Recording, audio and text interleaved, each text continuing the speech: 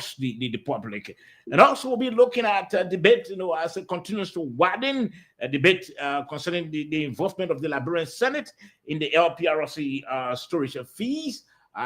This is a major talking point. We understand that Musa Hassan Bilidi is supposed to be paying over $6 million to government's coffer on grounds that he used the channel storage facility, the Channel Union storage facility, and then unfortunately he didn't pay for 9 years. He's been using that. We'll talk about that also tonight. And of course, we are getting reports that the government is contemplating, reportedly, let me put it that way, to get involved in the rice importation market. How true is it? What could be the rationale behind that? Those are the discussions we'll be holding tonight, Moses. But in the meantime, let's play this video. Let's upload it and play and hear basically what the video has to offer, and then we can all talk about that before 8:30.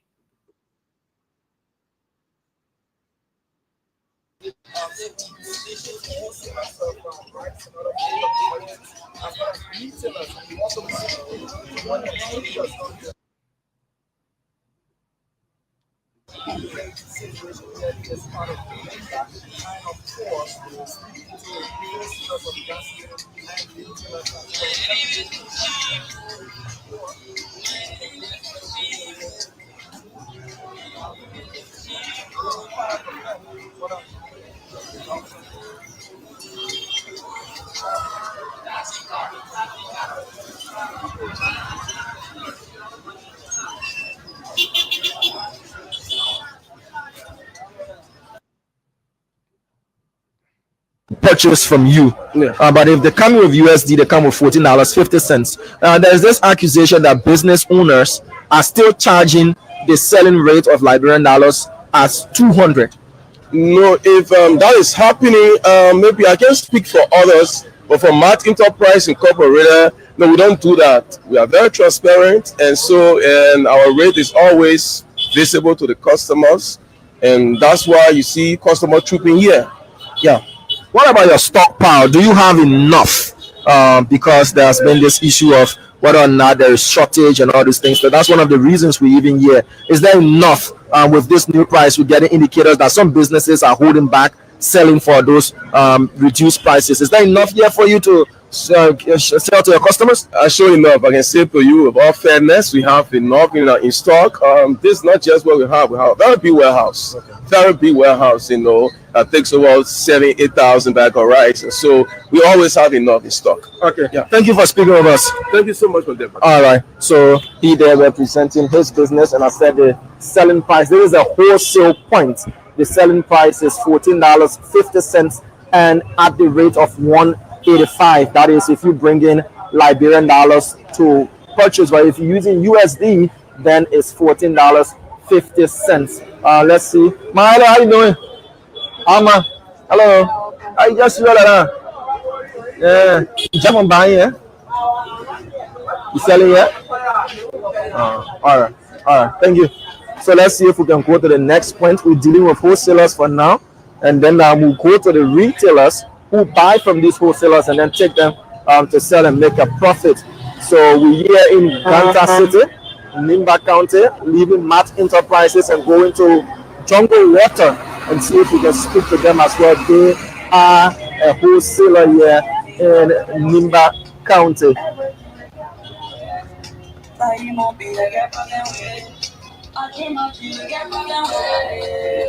So we own no copyright to any of the music players.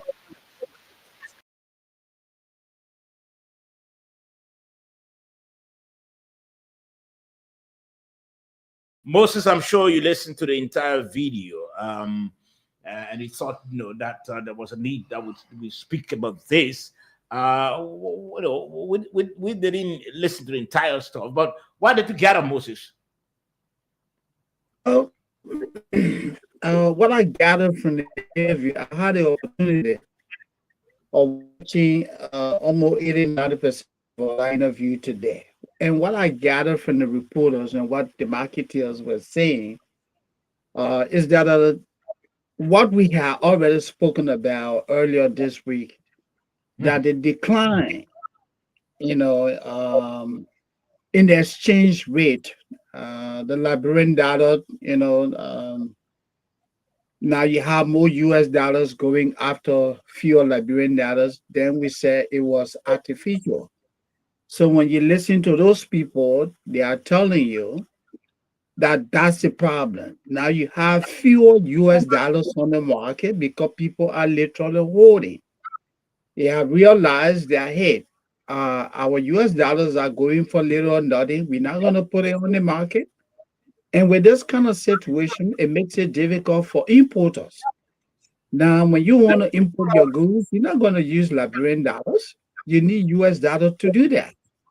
So, take for example, I listened to one of the the money exchange. The guy said if you take 1,000 US dollars, they increase the rate for you. Instead of taking it for 178, they're going to give it to you for 175 because they know you have a lot of US dollars. If you have fewer quantity, I mean, you have less quantity of US dollars, then they give it to you for 170. So that is where we are. What happened? It's not sustainable. Somebody just sat down and threw numbers out there, and basic economic supply and demand. This is what happened in the country. Let me stop there. Okay, let me hear from you, Josh. You've been reporting on the economy for quite a long time. Yeah. What do you think all of this is coming from? Because this happened or developed when we heard about the government dropping the prices of rice. Yes, a lot of things happening on the market. The central bank said some in their position. They said it's due to huge remittances from abroad. And I told you the other day, I said, is this the right time? Is this the time that remittances really is really strong? Time, yeah. So I know it's usually in December, November, December, and coming to July. So with huge remittances, it means that probably the diaspora Liberians, like Mr. Sandy, they're sending a lot of money back home now to us. I hope they receive some money. I know. We see it in their report. Yeah. We're following their quarterly report to see what are this information will really be captured there. Because when you tell us something like this, we want to see. But what really is happening is that it will be difficult to be sustainable. I come in before we talk about the sustainability. Yeah. Also, in that press release issued by the central bank, they made reference of hoarding. And if you listen to this video, it speaks directly to that. So what some of those market people doing, the business people doing is they decided to hoard the US dollar back. You understand?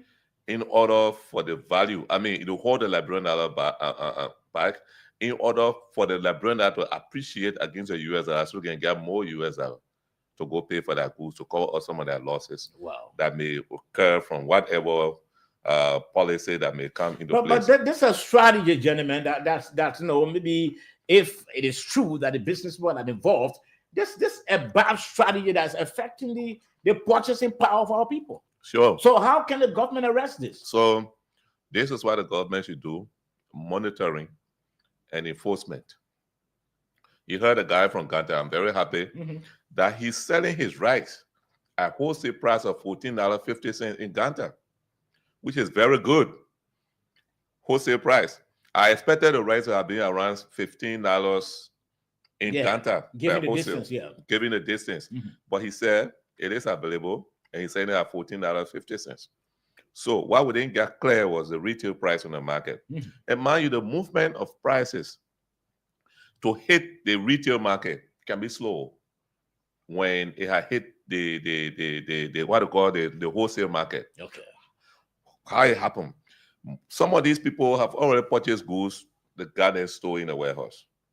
So if you bring the price down immediately, it's not going to affect.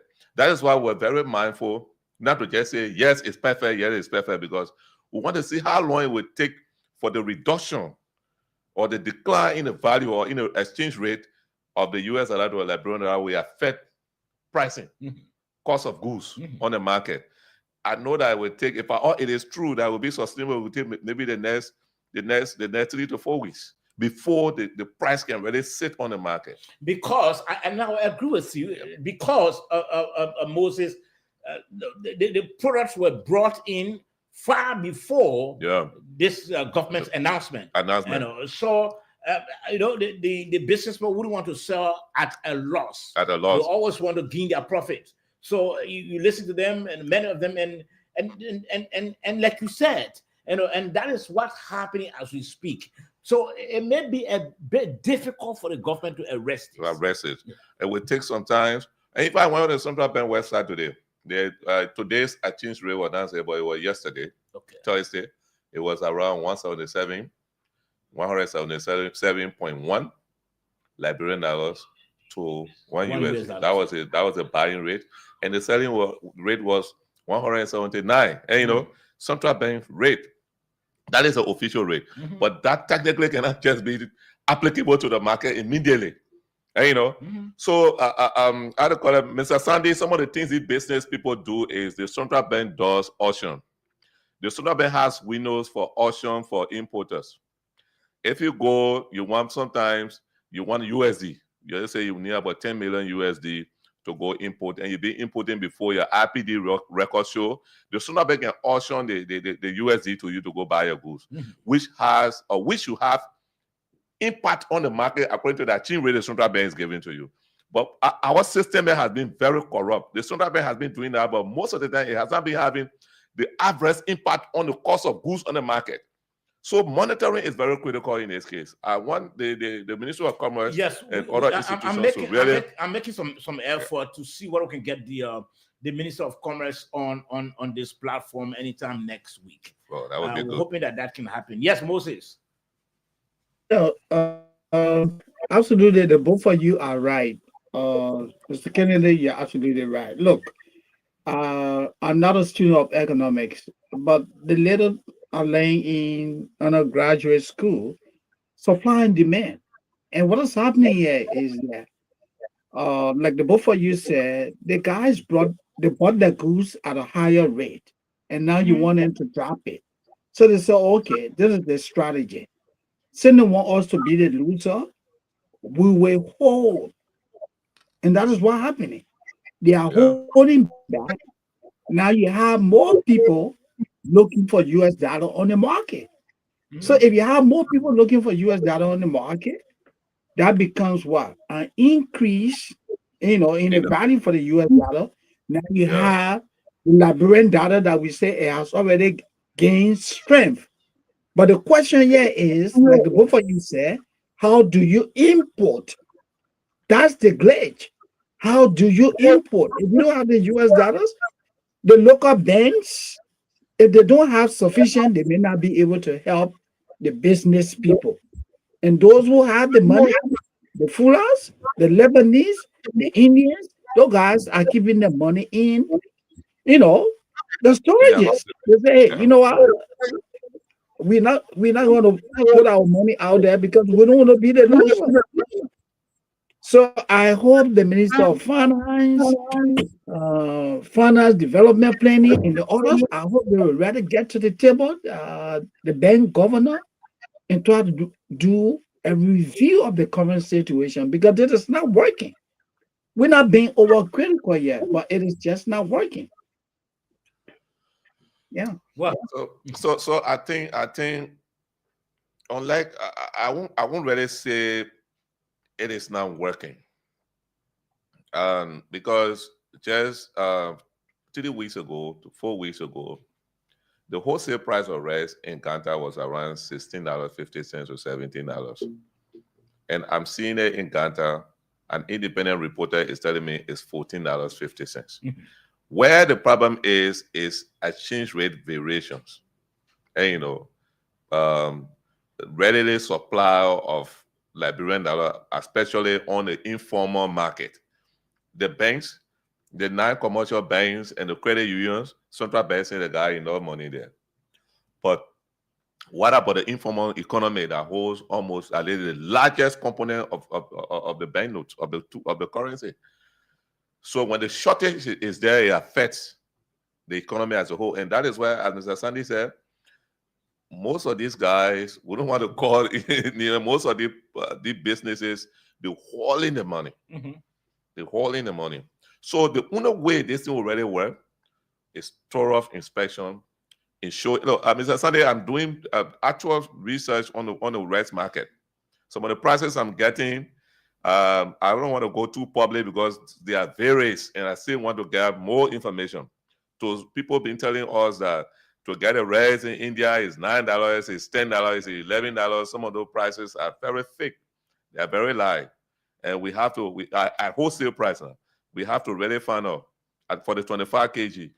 And, this thing we need to go deep to know how much really is the cost of the bag of 25 kg rice at wholesale price in the producing country.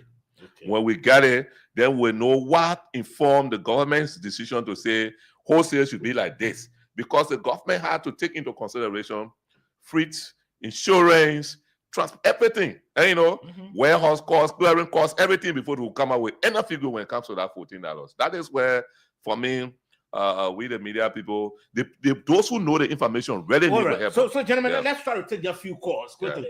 Few calls. Let's try to take few calls. 0778. What's the number again? 0778. Let's try to take a few calls. 460-793.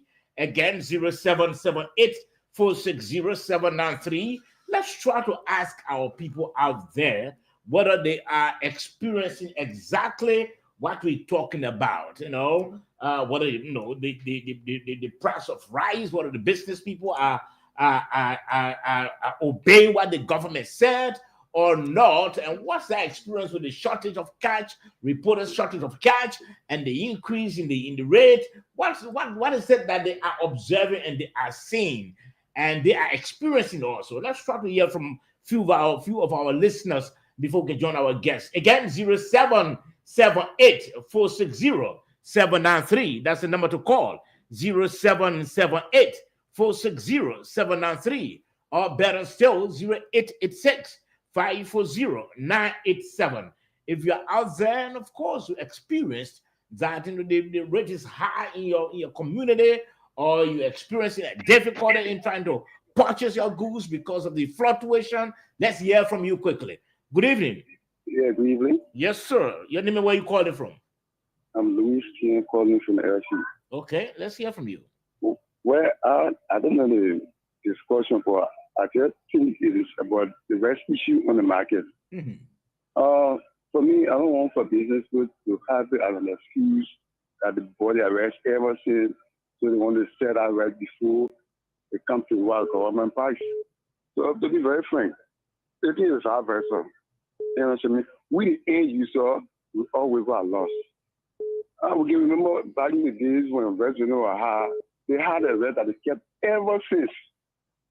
At the end of the day, when rice price went up, the rate is kept ever since. They increased the price on the market. And they benefited from us. We the end user were looking for, for food, and we bought the rice.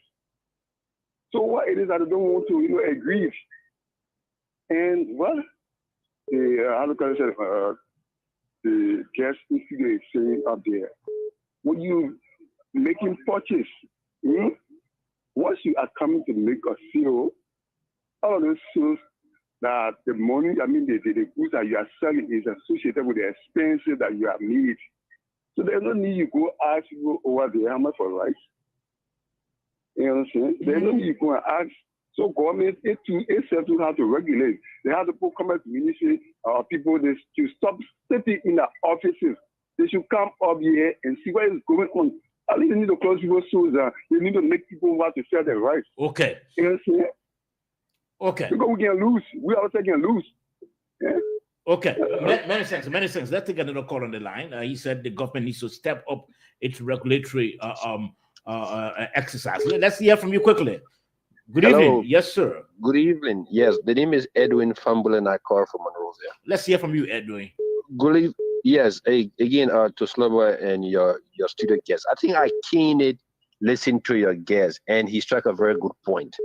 I think the issue of price control for certain major commodity needs to be clearly, thoroughly studied before government takes any position, because if you're not careful, you could be solving one problem and creating another problem. Surely. I just got off the phone with a major importer, and he said to me that the decision taken by the government, we're losing $2 on every bag of rice that come to this country. We don't know whether this thing was studied properly or it was just a political decision. Now, what's going to happen is that if business people feel that they are losing on that particular commodity, they could start stepping back. And once you start to step back, then you create scarcity. Then the demand again goes up. So you see, like he rightly said, you need to be able to go beyond your market to know what is the price of the rice on the international market. And then you take into account the cost, the freight, and all of these different things. Now, sometimes government will have to meet the business people at an equilibrium. So you say, okay, if all of these things are added, what is going to be the actual cost? Let's say it's going to be at the cost of $14. What can government do to be able to maintain that price? That's why government either come in to give subsidy or government comes to take away some of the taxes to be able to make the market still stable. Okay. But if you don't do that, it's going to crumble. Sure. And when it crumbles, it gets bad. Yes. We saw here during the CDC regime, and it seems like our people have not learned. Sometimes we need to sit and go back to history and see, when these people did this, what was the effect? Yeah. Did it actually actualize? Because I remember one time, even the CDC government had to take $11 million to be able to subsidize rice, and it still didn't work. All right. So, these things are not political decisions. You cannot play politics with the economy of the state, because when it starts to get bad, guess what? The politician will not be able to control it. Even the issue of fuel. I spoke to a very good friend of mine also. The guy is telling me that all of these things that government is saying, that they want to reduce this and this and that. But do you know that they are also increasing the cost on the guys who are importing, and government is also importing fuel. And then you are telling the guys who are paying 3 cents before for testing fee to pay 9 cents. And they also charging the port to pay for raw fund. So you put in all of these kind of difficulties on the business people. Then government herself is not getting involved into the market, bringing in petroleum product. We're not trying to stabilize the market. You are creating problem, and the market is going to crumble. This care is not taken. Many thanks. We really appreciate your time. 0778460793. Again, 0778460793. That's the number to call, or better still, 0886-540-987. We want to hear from you, your experience about this whole issue of the reduction in the price of rice and the reported shortage of cash, although the central bank said, well, there's absolutely no shortage. It has sufficient Liberian dollars in its vault. But, what's your experience? What is it that you are observing and what you are going through? We want to hear from you. Let's hear from you quickly. Good evening. Yeah, my name is Vamuya Ture, and I call you from Brewerville. Let's hear from you, Vamuya. Yeah, for me, my take on this is the issue with the rest of commodity price. I don't blame the business people. I actually blame the commerce ministry. The commerce ministry is very, very weak. What they are saying, for me, is not an excuse. Whether they bought the arrest before or the announcement or the reduction of prices, for me, it's not a problem. Those people have been stealing from us very long time, and the government has been subsidizing them. Even though they have been selling arrest for a very high price, government from George Weah time, government was subsidizing those West people. They were benefiting hardly from us. Why is it that now that we too can benefit? So for me, the problem is not the business people. The problem is the commerce ministry. You got very weak commerce minister. You got very weak division of Lagos. Okay. Because if you come up with pronouncement, you should make sure that what your decision should stand. Don't be weak. Okay. The commerce ministry is very weak. For me, okay, you make your point over there. Let's get another call on the line because we'll shortly join our guests. Our guests are trying to lock in gradually. Good evening. Yeah, good evening, Sabo. Let's hear from you quickly. My name is Emmanuel Siri, and I'm even a International West Coast. Yeah, because as it relates to the entire race or no money issue, I think the people from the gas station and the petrol trade, the corners, they are not picking up on. If the government says to CBL that the rate drop or the rate drop to 184, the people from the gas station and petrol trade how you call it, corners, Total, cannot be taking $1,000 for all and $5 US. They will go back here. We see enough there. Then it be exactly they go by the government rate. Another thing, they are operating in another country in Liberia. They're running their business in Liberia. Whatever thing the government says they should abide by it, they pay their taxes and government are regulating them. Okay. I think they will find themselves in conformity with government regulations. They can be exploiting or taking $1,000 for all for $5. We'll go back here. What government say the rate is 182. It's not fair. Thank you. Okay, we'll take on 2 more calls and we'll wrap it up quickly and get into our next discussion. 0778-460-793. Again, 0778-460-793. We want to hear from you, your experience in the market. You go to do your transaction. What is it that you're observing in the market? Do you see reduction of the rates? Do you see shortage of cash? What is your own experience? We want to hear from you. What is it that you're observing in the market? 0778-460-793. Again, 0778-460-793. Or better still, 0886-540-987. That's the numbers to call and to alive. But gentlemen, you listen to the callers who've been calling in. We're still waiting for 2 more calls. Moses, what's your take from what's your takeaway? This is my take. I'm sure you guys will agree with me. Look, you cannot legislate prices. No. This is basic economics. Market forces drive the economy. If we have means of bringing in more US dollar into the Liberian economy, you will begin to see a decline. You will begin to see an appreciation in the value of the Liberian dollar. But when you have limited quantity of US dollar on the Liberian market, and someone just wake up impulsively and say, oh, well, we're going to set this as $1 US to 50 Liberian dollars. My brother, it's not going to work. It's not going to work. This is what happened. We just need to take the appropriate action. You can't go around enforcing this. It is not doable. Okay. Yeah. Let's take this caller on the line quickly. We'll take on 2 more calls and wrap it. Let's take this caller. Good evening. Good evening. Hello. Good evening. Okay, it seems this caller is not ready. Let's take this other caller quickly. Good evening. Okay, the 2 callers are gone. 0778. The caller is back on the line. Let's take this caller. Good evening. Yes. Yes, sir. Let's hear from you quickly. Okay. I'm calling again. I'm calling from the SU. The government is known for imposing tax, right? They have been complaining that government have been increasing taxes on imported goods. Okay, government has come up to say, okay, we are reducing the tax on rice. Government are reducing the tax on the rice. Then why you don't want to sell the rice? That government tell you to sell the rice. Because it is the government that lost it or losing. It's not you. Okay, all right. Government minister need to come down on these people. Okay. You made your point you called earlier. Let's take another call on the last caller quickly. Good evening. How you doing, brother? I'm okay. Let's hear from you. Anyway, I'm Samuel Fio calling from Chegota. Okay.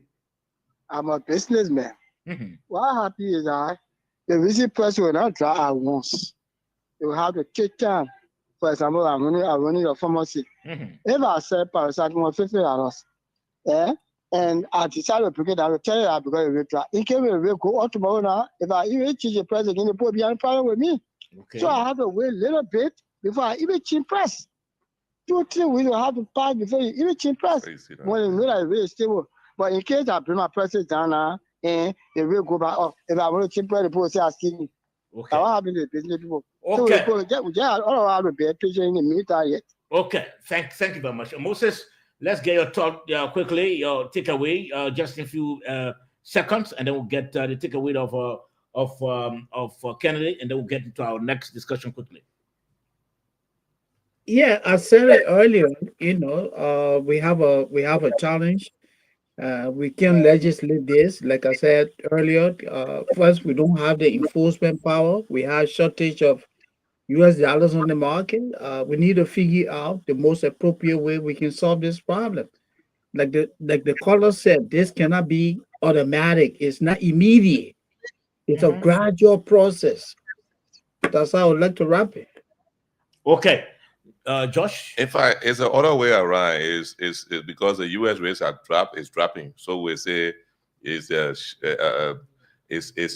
more U.S. dollar on the market, right? Because it's chasing the Liberian dollar right now, and for that's why the Liberian dollar is appreciating. So, but what really happening is, as that last caller said, before the actual price. That's why I'm saying I hope this is stable. If it becomes stable, if it is stable, it will take almost a month, 2-3 weeks to a month before the retail market will start something, because the market almost behave like human being. They can watch, they see to see whether this thing will be stable. The markets look for stability. If you listen to the callers, many of them are saying for it to be stable, it means that the Ministry of Commerce will have to come into yes, inspectorate has to be there. And this last caller said, okay, I'm selling my market. The rate is down. Yeah. But I'm waiting here to see what I will be stable. Then I will bring the price down. That's what they do. But the Ministry of Commerce, the inspectorate department, the government, the central bank, everyone have to be more effective. They have to be more effective. Okay, you're listening to the Nighttime Heat right here on Pram FM 105.5. We are also being relayed by Radio Gegema in the Nimba County, Kwatika de Bon County, and of course, I will get it in Lofo County. We are also streaming live on our Facebook page. That is the Nighttime Heat Facebook page, and also streaming live on our YouTube channel. Again, you can just go to your YouTube platform on your phone or your laptop, and then you just your app, and then you just tap Nighttime Heat, after which you go to subscribe, and of course you hit the notification bell so that anytime we come on, you are live. We are also streaming live on Pram FM Monrovia 105.5. So 3 major platforms we are streaming live. We have our guests as like you said, they were joining us gradually. They were logging in. Representative Smoke Molba, he's now with us.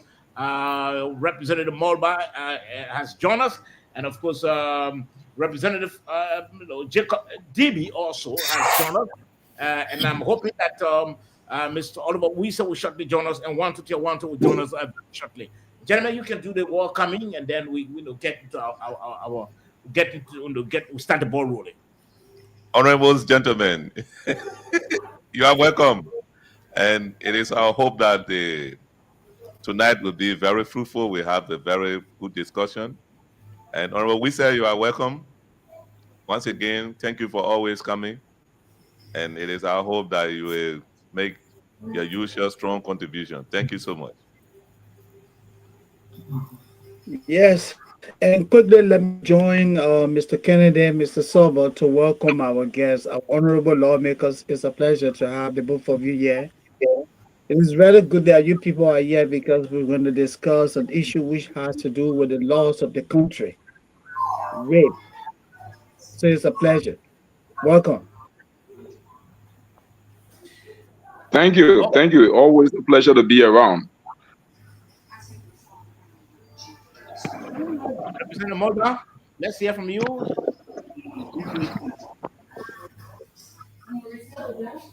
Representative Molba.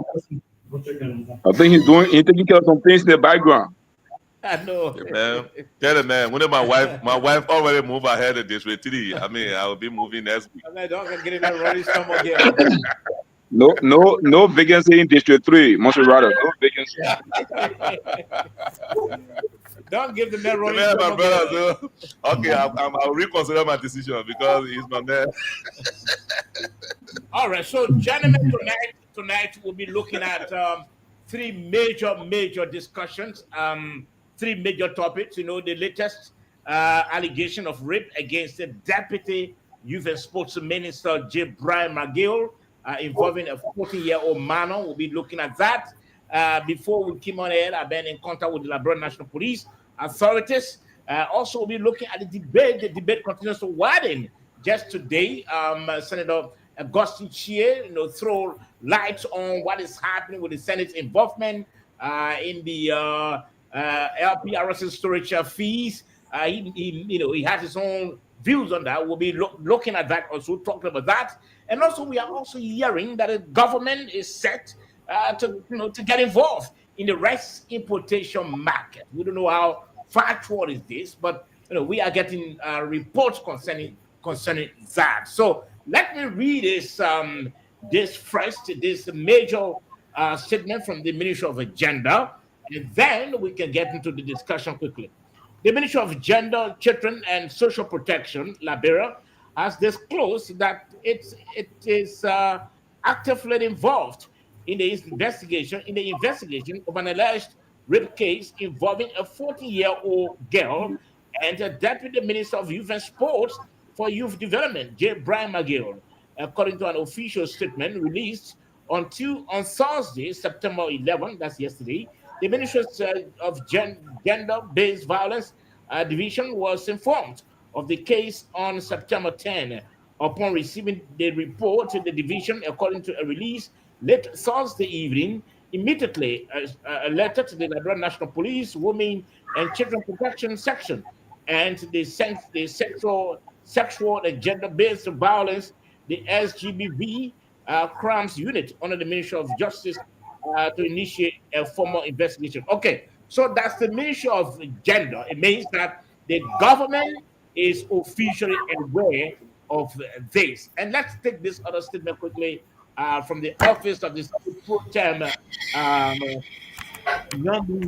Nyombli Kanga Lawrence. Okay, it says, as Senate Pro Tem demands justice after alleged rape of minor at Youth and Sports Ministry. Wow.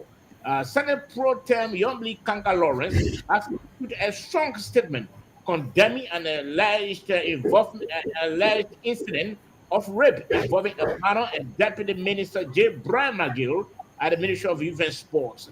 The alleged act of Deputy Minister McGill shocked the public and ignited the calls for accountability at the highest levels. Kanga Lawrence described the incident as a grave violation of Liberian law and a weighty abuse of the victim's human rights and inherent dignity. Gentlemen, that's it. Okay, Oliver Wisa also has joined us. Mr. Wisa, welcome to the program. But gentlemen, I've just read this statement. Representative Mulba, Representative DB. Thank you, sir. You listen to the statement from the Ministry of Gender. It means that the government has taken of the matter. The General Minister say it's working along with the Liberian National Police. But this is the debate, and this is the most catchy part of it. As we speak, there are information that the Deputy Minister is not in the custody of the Liberian National Police, unlike in other rape cases where when an individual is accused, that person is brought into the custody of the police until 48 hours they are arraigned. What's your take? Let me hear from you, Representative DB first. Got feedback. I was out when yes, I'm sure you're talking about the issue of the rape. Yes.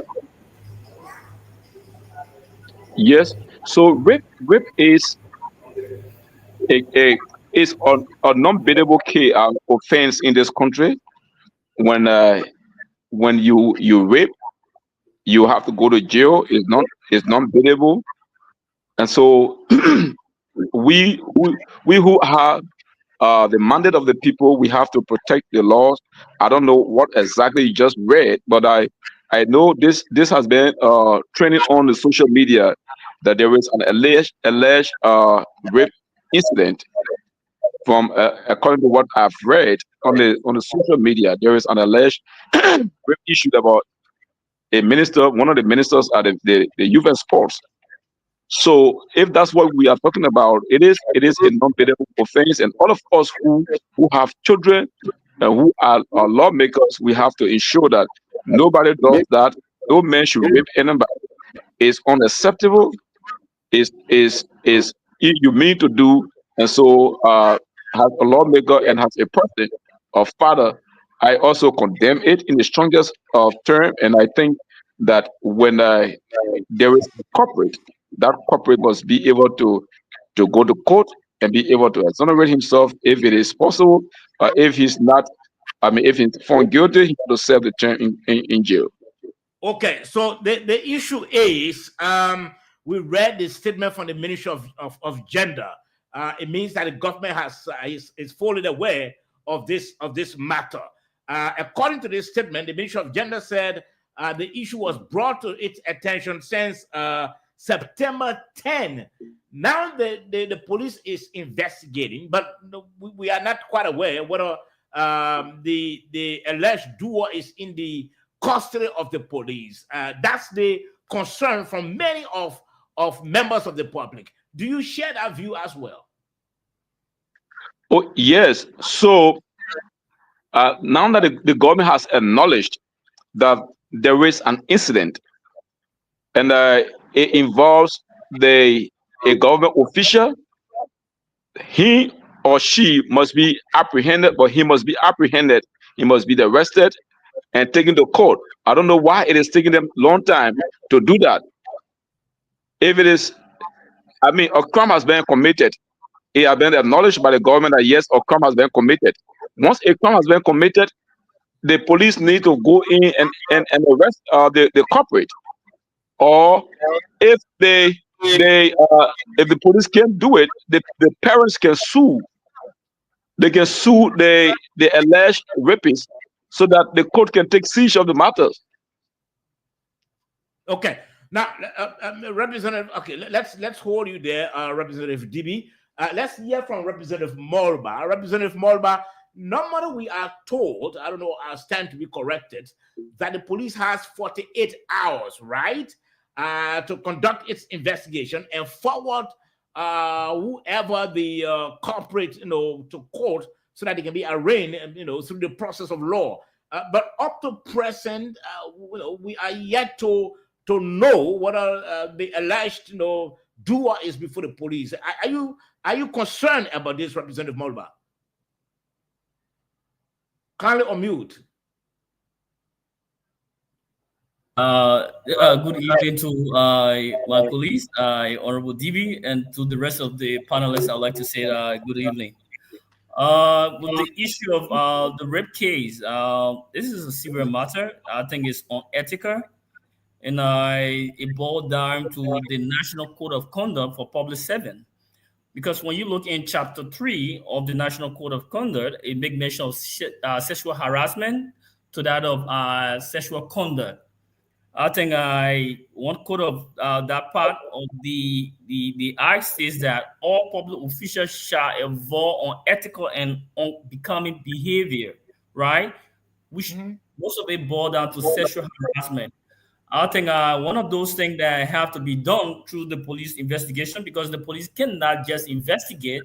First of all, it's an allegation, and whosoever child is involved should be at the hospital by now, because it is the hospital that will do the investigation, not the police. The police will only hold those found from the hospital or clinic, right? That there was a rape. And based on that, the police can act based on what the hospital gave. I think we need more information from the hospital. We need more information from the clinic. If we can get hold of that information, then I think for the custody aspect of it, because rape is not an easy crime, so the police can hold whosoever involved But I think anything that happens to do with investigation, it should come from the hospital, it should come from the gender end, and they would tell whether this person was raped or not. Yeah, but I think it was on his part. All right, but okay. Let me come to Oliver. Oliver, Mr. We said we've seen, in time memorial, that people were accused of rape, and immediately they were placed behind bars, and while the police is investigating. Do you see any? Do you smell anything concerning preferential treatment because maybe Brian McGill is a top government official? Do you see anything of that nature? Oliver, hello. Can you hear me? Yes, sir. Go ahead.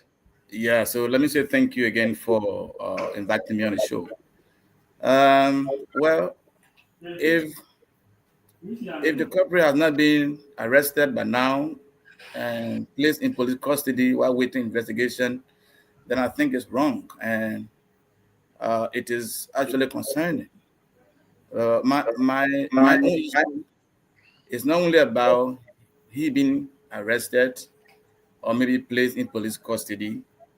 My concern is actually why is it that Liberian men are always raping women?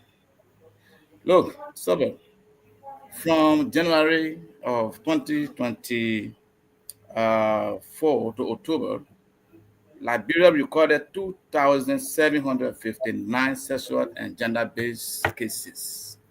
You can go and check it out. This is a complete, I don't know how to even term it, but I don't think it happens anywhere else on the planet. That country needs to be very serious, man.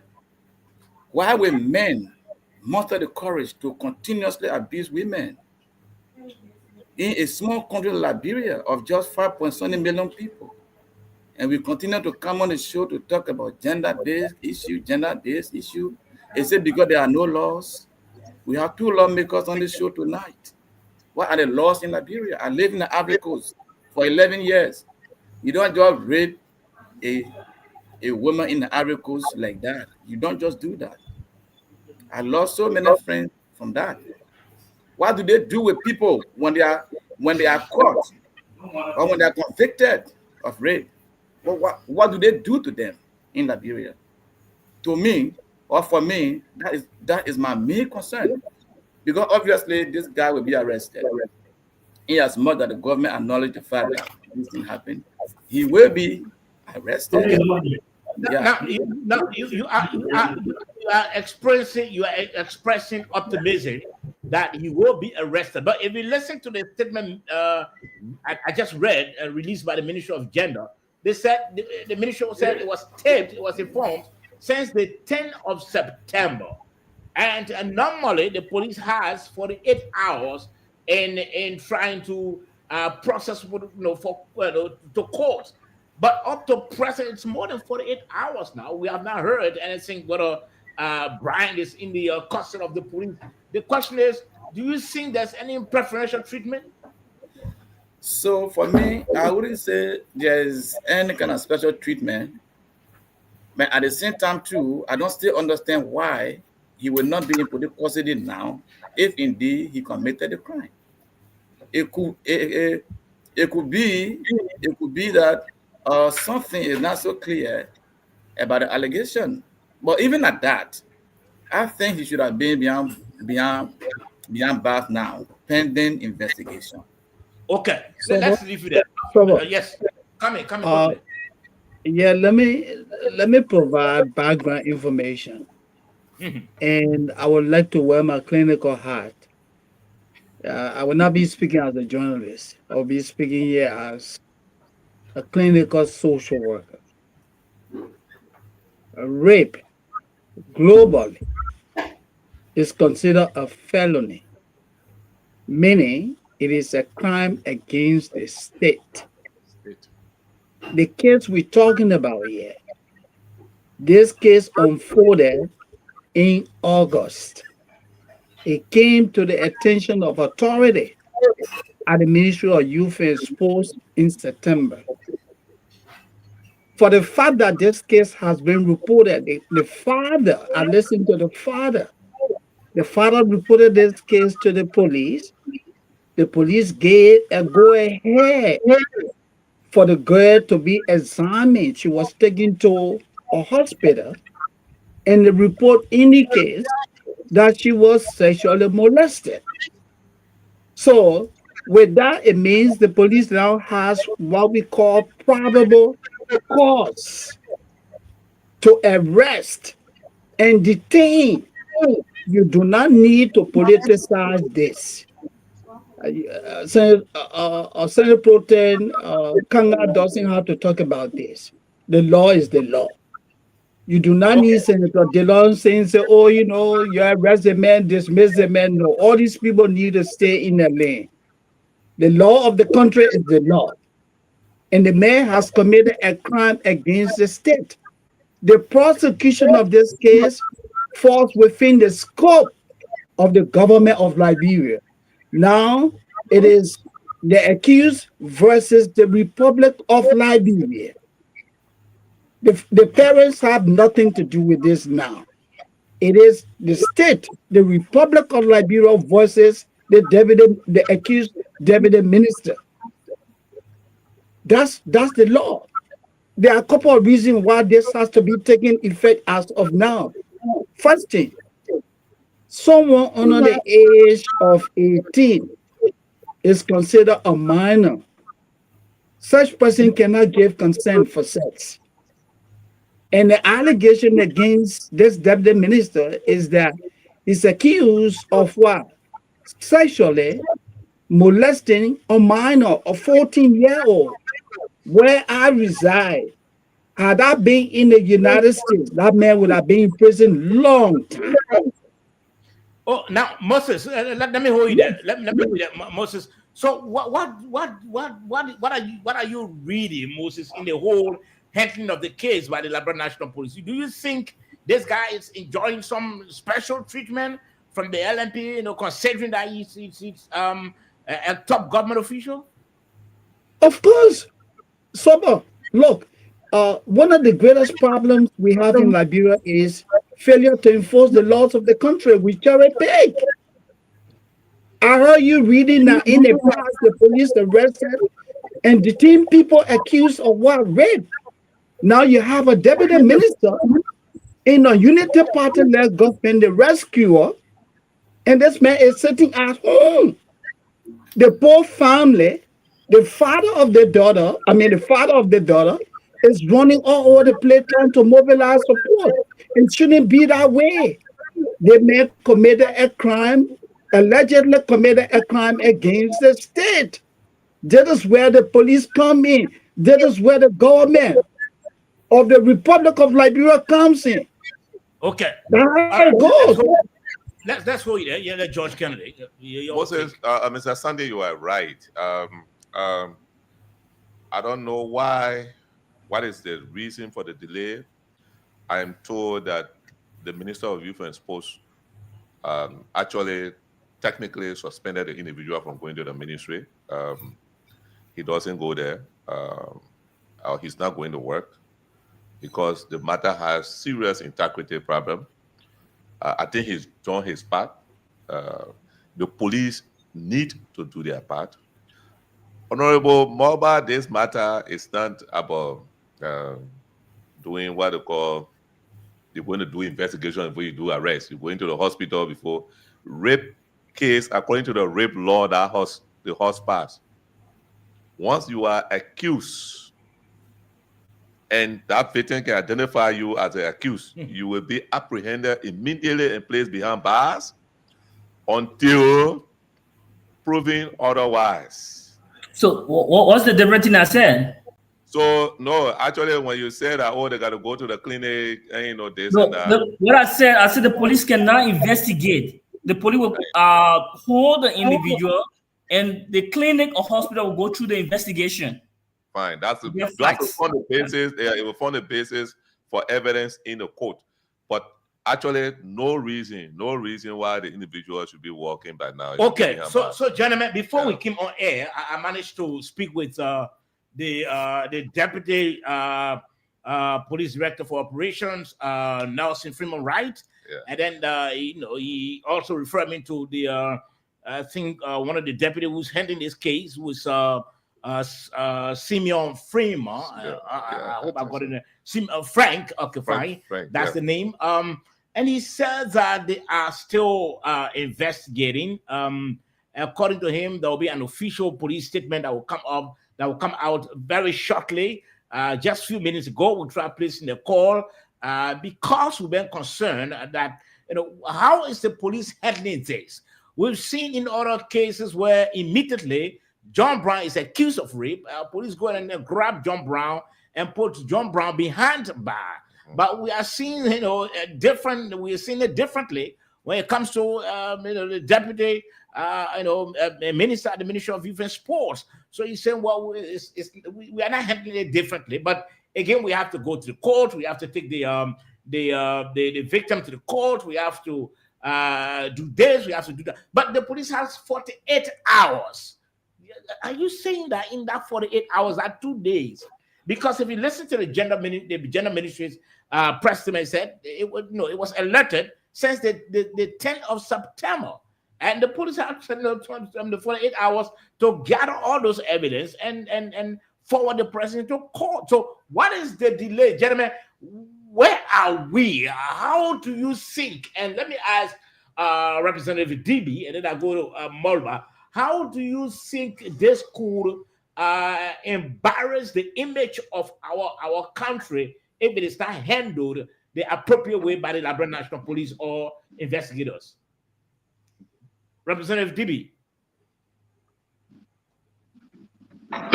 So yes.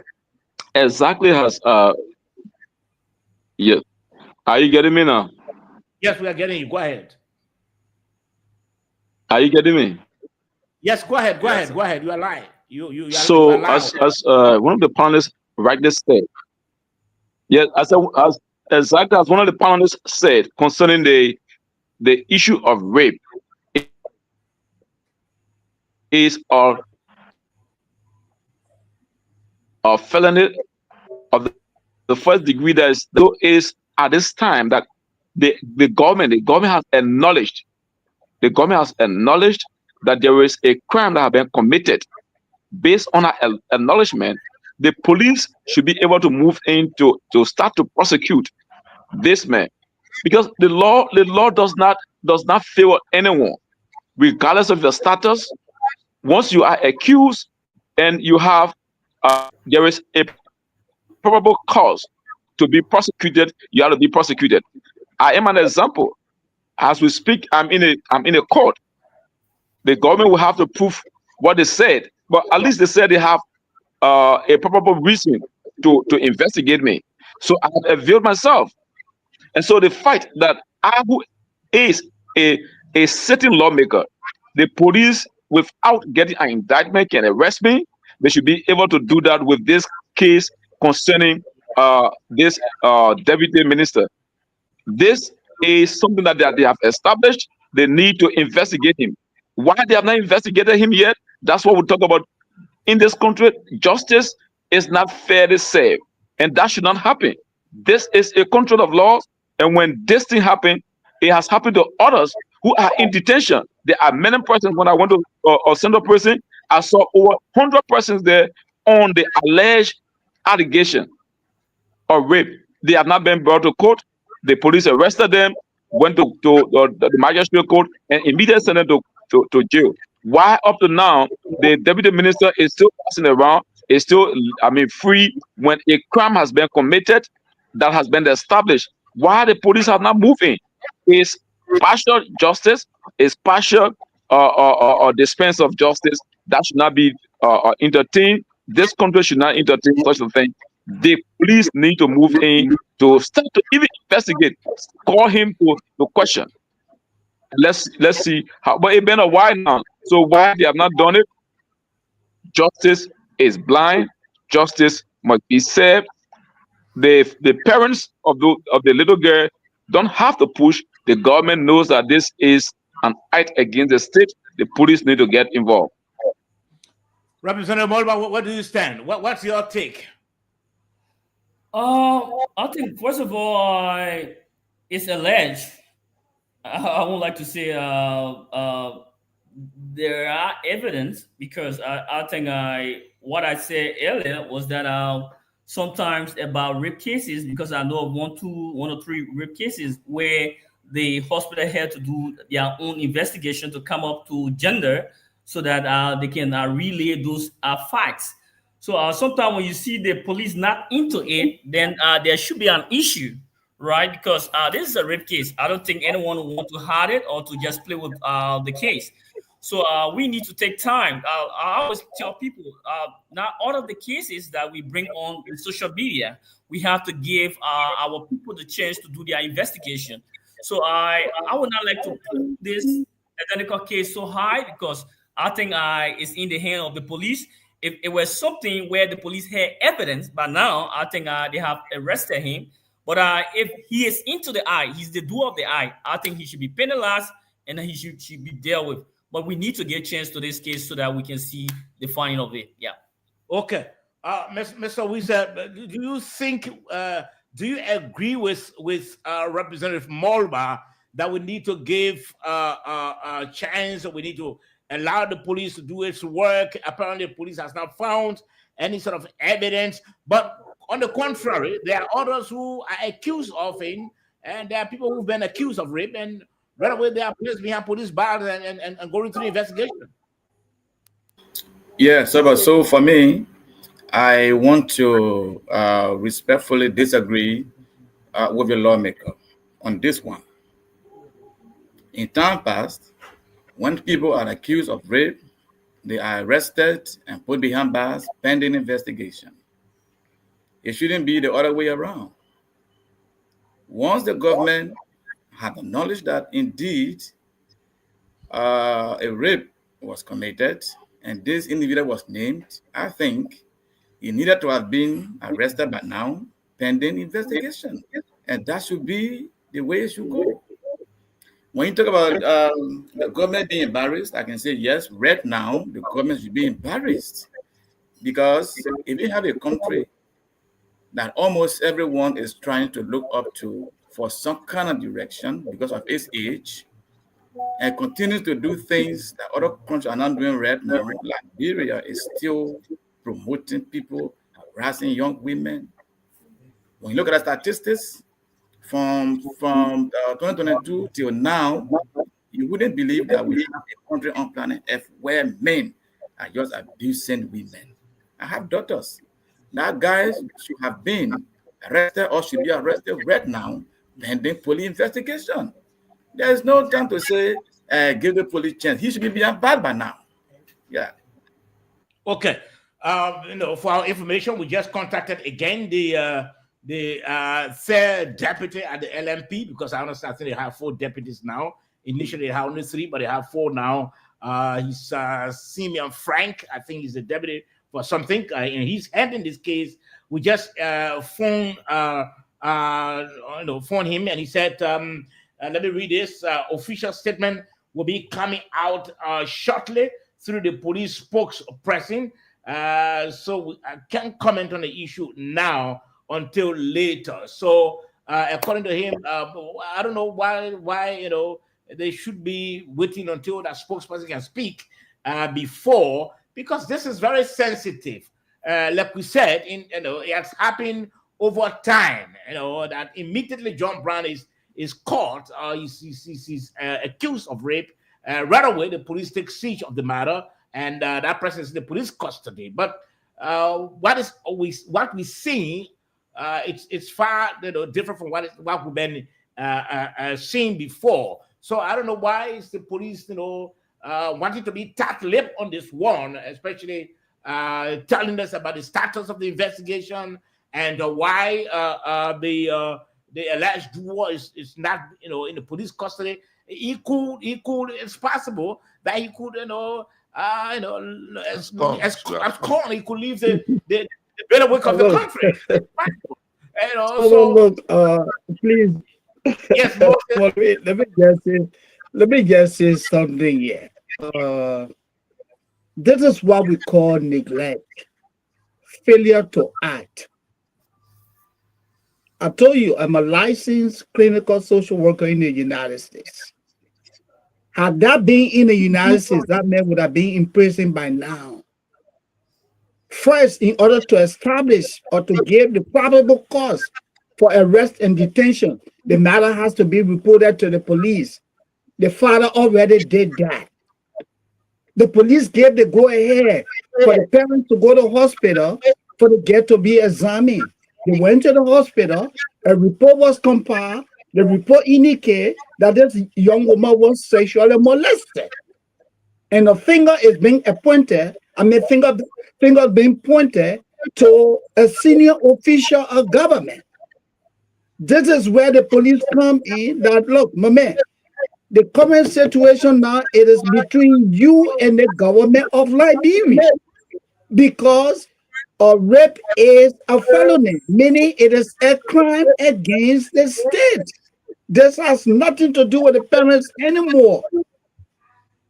But in our country, what we do, we cherry pick. Oh, okay. You know that Trevor Joe friend. So let's treat him differently. Let's leave you. Let's hold you there. Representative Mulbar, when it comes to other issues, you are tough talking, but you seem to be watching your words and picking your statements very carefully. Is it that you are a friend of Brian McGill, the alleged duo, or what is it that you're trying to? Sober. I think I expect you to know me by now. I'm not afraid of anyone. I look at things and we discuss things the way I see it. So let me just say this. The reason I'm very slow with this is that when you have information without legitimate evidence and you put into situation, right? So let's take it the other way. Why if the entire process is not true? Why if the allegation is not true when the allegation is false, right? So in order to get an issue like this, for me, I see it very difficult because I don't want to be reliable. Because someone could say, look, you tarnish my name, you damage my character, and I could sue you for that, right? So the police should be the one by now, at least, to speed up the entire process. So if the police is holding to something, I think there should be a reason. Let us give the police their chance to do their work. So I don't want to go into I don't want to delve into that discussion now, right? But what is the reason that the police? Why would the police not get involved? Why would the police take time to be able to arrest and investigate? The police, the crime has been committed according to what we heard. A crime has been committed. The girl was taken to the hospital. The hospital has said there is a molestation that took place, sexual molestation. Why are the police not investigating this fellow? That's what we're talking about. We are not. I'm just hearing that now. It is very strange. Yeah, I'm just hearing it. They have established this, so we are not the one accusing him. We did not say he's guilty. We are only saying he should be investigated, like any other person that was accused, like any Liberian that was accused of raping. The police are always going to arrest that person. Why are they selective in this case? And justice is not selective. Justice is for everyone. And no man is above the law anyway. It could be political. Remember the nature of the case. It could be political. I don't want to delve into political thing. Right. What makes it political? What makes it political? Let me ask you, what makes it political? Look, we've been following the story. I follow some of the story, right? He's from the Unity Party and I've been reading all of those social media platforms. I've been seeing the different jargons, the different discussion. So when it comes to that, I don't want to go into sexual cases that is political, right? So if my any other person right now, we deal with it. You think someone in the UP wants his job? What are you guys somebody in the UP that want to major level young? I don't know. Honorable, I'm just saying that's my view. The rape law passed by the legislature is very clear. I said you guys go by and amend where all these investigative procedures got to take place before the person goes behind bar. But it says when you are accused, once the victim can identify you, you are accused. you will be arrested immediately, placed behind the bar until that matter is adjudicated. That's what the law says. Yeah, this so what I'm saying. Yeah, so you are saying that they should investigate this and that. You know, making Mr. Somerset say that you got it. You got soft Get it mind. straight. Get it straight. Get it straight. I'm from a district. There was a rape case in my district. The first thing we did, the gender arm under the police did, was to go to the hospital. There is a team set for our cases, rape cases, right? They did some investigation by taking the swab, right? And they did a study on the swab. They inform us what was going on. And it was the rape case, right? Immediately, the police had that person into custody. So I'm just saying this. I'm not saying that the police are not arresting. The government has the right to arrest him. Yeah. Yeah, Honorable Moba, let me just say something. Honorable, you put it rightly. You said there was a rape case. The people went to the hospital. Medical records show that hey, somebody actually assaulted somebody sexually, and the person was arrested. So let's use the scenario that you have just given and compare that to the current situation. Yeah, this is what Diddy said. I'm not hearing it. I'm not too with this case. No, Diddy said that. Yeah, Honorable, let me just complete my. Yeah, Honorable, let me complete my thoughts. Honorable. Yeah, Honorable, let me complete my thoughts. So, Honorable, that's what I'm saying. Honorable, let me complete my thoughts. What I'm saying, the young woman was taken, or let me not call her woman, but the girl was taken to the hospital. An examination was done. It was established that she was sexually molested. And you have somebody who is being accused. The young man should be in jail. And there is the process in the criminal probe. This is how it goes. Honorable, this is how it goes.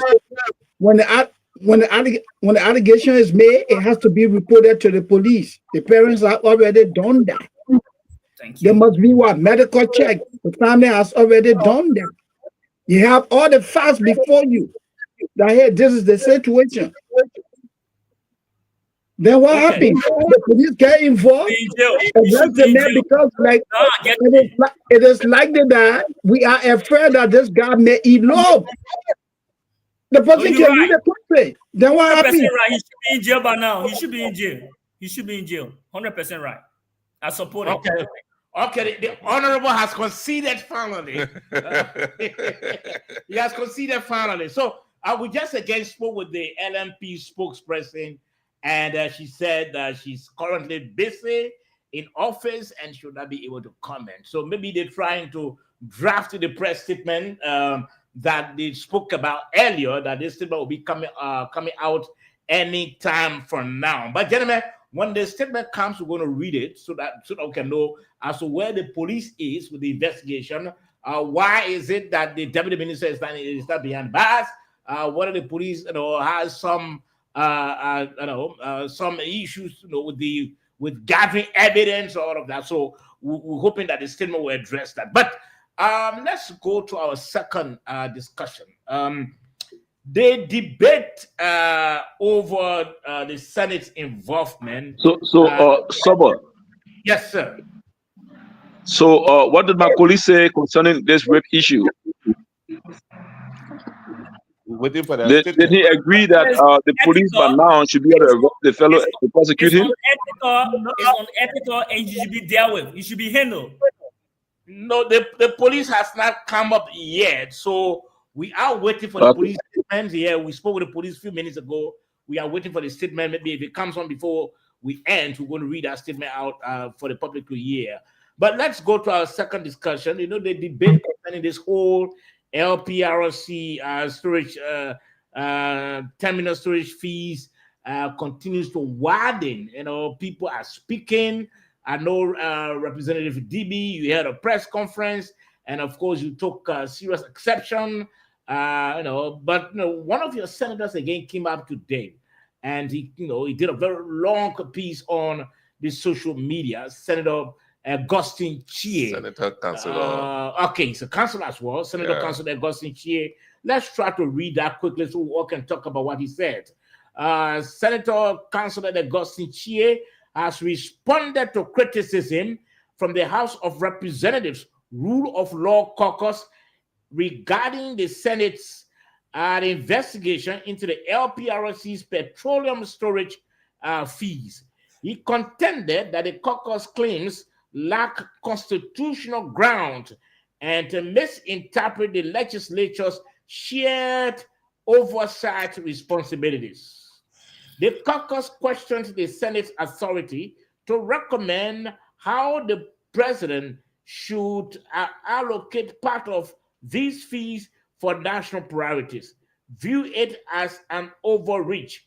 But Senator Chie clarified that these recommendations are merely policy advisories and do not violate the legislature's shared power to legislate and appropriate funds. The argument advanced by the Rule of Law Caucus of the House of Representatives against the Senate in the matter of LPRC's petroleum storage fees not only lack a constitutional grounding, but also defies a basic understanding of the legislature's concurrent oversight functions. Gentlemen, the senator is saying you people don't know your functions there. But let me further read. Yesterday, at a press conference, the Rule of Law Caucus questioned the constitutional authority of the Senate to independently investigate the petroleum pricing structure of LPRC and recommend to the president that a portion of the petroleum storage fees be set aside for identified national priorities. The argument that the Senate cannot recommend to the president how the storage fees should be used is misleading.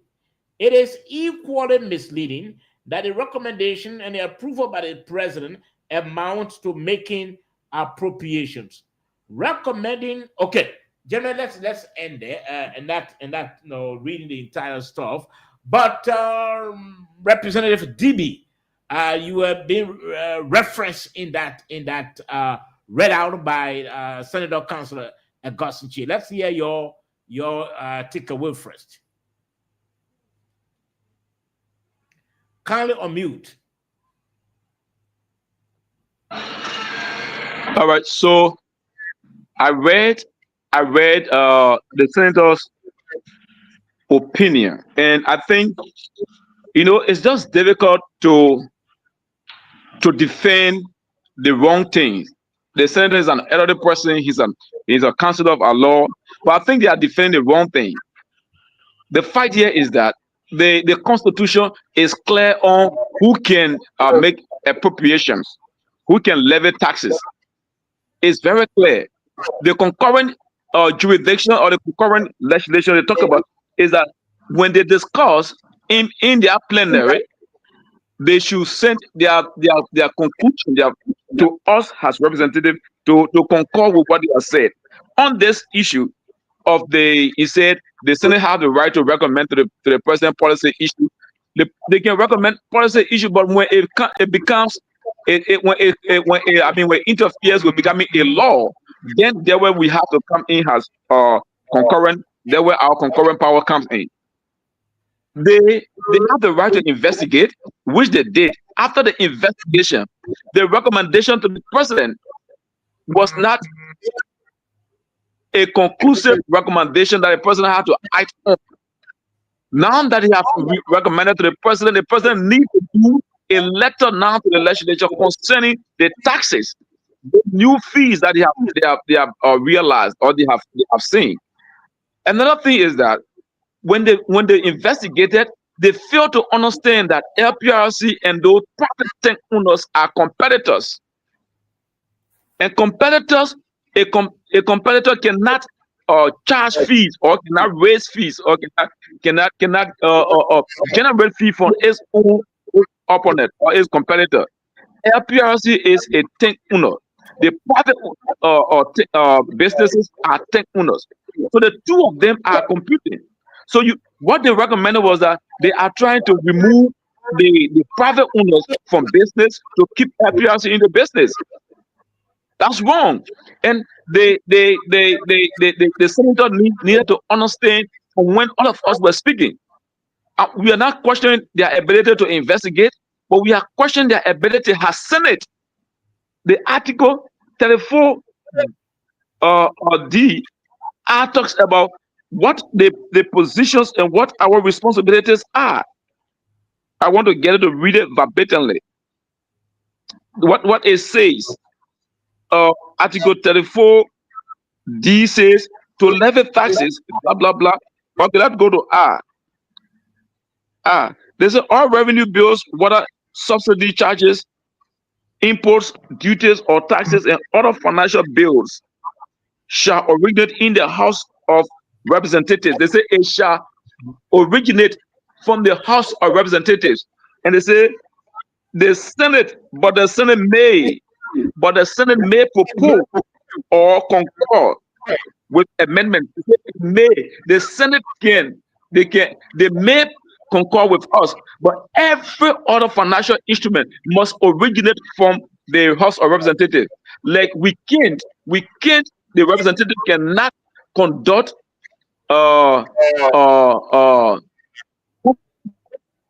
information hearing. We can't do that. So our powers are limited. The senator needs to understand that. But when you do the wrong thing and you start to, that's how you come up with all kinds of excuses and wrong literature. Let me ask. So the senator, the honorable lawmaker, the senator, the councillor was in error when he said that we don't understand legislative concurrence power. Okay. Now, they did not recommend to the president to be able to ask the representative or the law, because what to do now that they have identified this. So their recommendation in our mind should have been, we have identified in new streams of fundings, which does not have anything to do with the price of the petroleum, because the fees are still there. They only took it from the private tank owners to give it to the government, which is wrong. You can't LPRC, and we have to look at the law that created LPRC again. And that's why when we return, I will do a letter for us to be able to review that law of the LPRC, because LPRC, the 1989 Act, and let me tell you why. The 1989 Act that gave LPRC, July 31st law that gave LPRC that right. The late President Doe was involved into petroleum product. Where the LPRC is located now, that place used to only be tank farms to store petroleum products. So in the 1989, according to what I learned, they were having a company called LNPC or LRC, something like that. That company was supposed to be doing petroleum products. So to have that power, they have to let the 1989 senators pass that law to give LPRC the right to import, to distribute, and to be the sole seller of petroleum products. So that right that was given to LPRC, it was not done in good faith. And because we're not done in good faith, the senators now cannot recommend that private institutions that are into business should be charged less, and then the LPRC, who is a competitor, should be charged, should continue with it. So it's robbery. They are robbing people. So when that came up, what our point here is that the Senate that they have investigated, the president should be able to write us now that yes, we have identified new streams of revenue, but not to allot the charges. What they have gotten, they have to allot it for yellow machine. What is the budgetary line? What's the legality of that? That's the Senate. The senator needs to understand that. And I thought the money were going to come online. Representative Dibby. So is that about who are you, or what your position is, your understanding? Yeah. Representative Dibby. Hello. Representative. Hello. Dibby. Yes, you indicated. Yes, I'm hearing you. Fine. Hello, are you hearing me? Yes. I'm hearing you. You said earlier that the House, you and other members of the House, do not have problem with the Senate investigation into the whole LPRC issue. You don't have a problem. The problem you have with is that No. Fine, you don't have a problem, right? Now, I want you to listen to the portion of what. No, we don't have problem with it. Investigate again. Investigate. Okay, so hold on. What is wrong with what he has just written? Because I'm sure you and the senator are on the same line, but it seems you may not be understanding what the senator is coming from. Let me read this quickly. Recommending that a portion of petroleum storage fees be used for county road equipment, maintenance, and feeder road construction and maintenance is a policy advisory, not executive. The power to legislate and to make appropriation is a joint function of the legislature. The Senate and the House of Representatives and the Senate has not crossed that boundary. Now, this was just a recommendation by the Senate to the president. Mr. President, we can use part of that money that will be generated from the storage fees. We can use part of that money for roads, for this, for that. And after that recommendation is accepted, I'm sure an official communication will be done to both houses. If you read the next paragraph, the Honorable Mayor will understand. They may say it there. Let me read the next paragraph. The executive formulates the national budget based on its priorities and submits the draft budget to the legislature, which makes appropriations. The process by which the legislature reviews, amends, and approves the use of public funds for specific government departments or programs. So what is wrong with what the senators have done? Representative DB, let's hear from you again.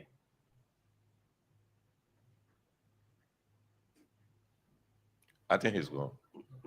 He's off? Yeah. Okay. Let's hear from ask Honorable Morba. Representative Morba, let's hear your take on that.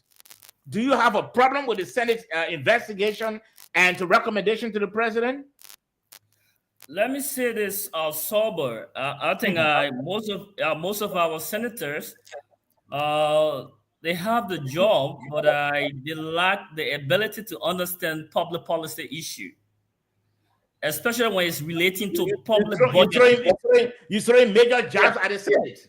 Yeah, let me just say that. This is some of the reason I have, right? Before you come to discuss issue or to read a post, you should understand the intricacies of public policy to that of public budgeting. We have a word that we constantly use, and the word is revenue. The word is said is revenue. You generate taxes for revenue, right? You conglomerate fees for revenue. So it still boils down to the budget. And we still have control over the formulation of the budget. So you cannot, policy-wise, you cannot exclude the House of Legislature from that performance of a tax. But let me say this, with the issue of DB, I have a contrary view when it comes to the issue of, quote-unquote, the LPRC saga. One thing is that we need to understand as lawmakers, right?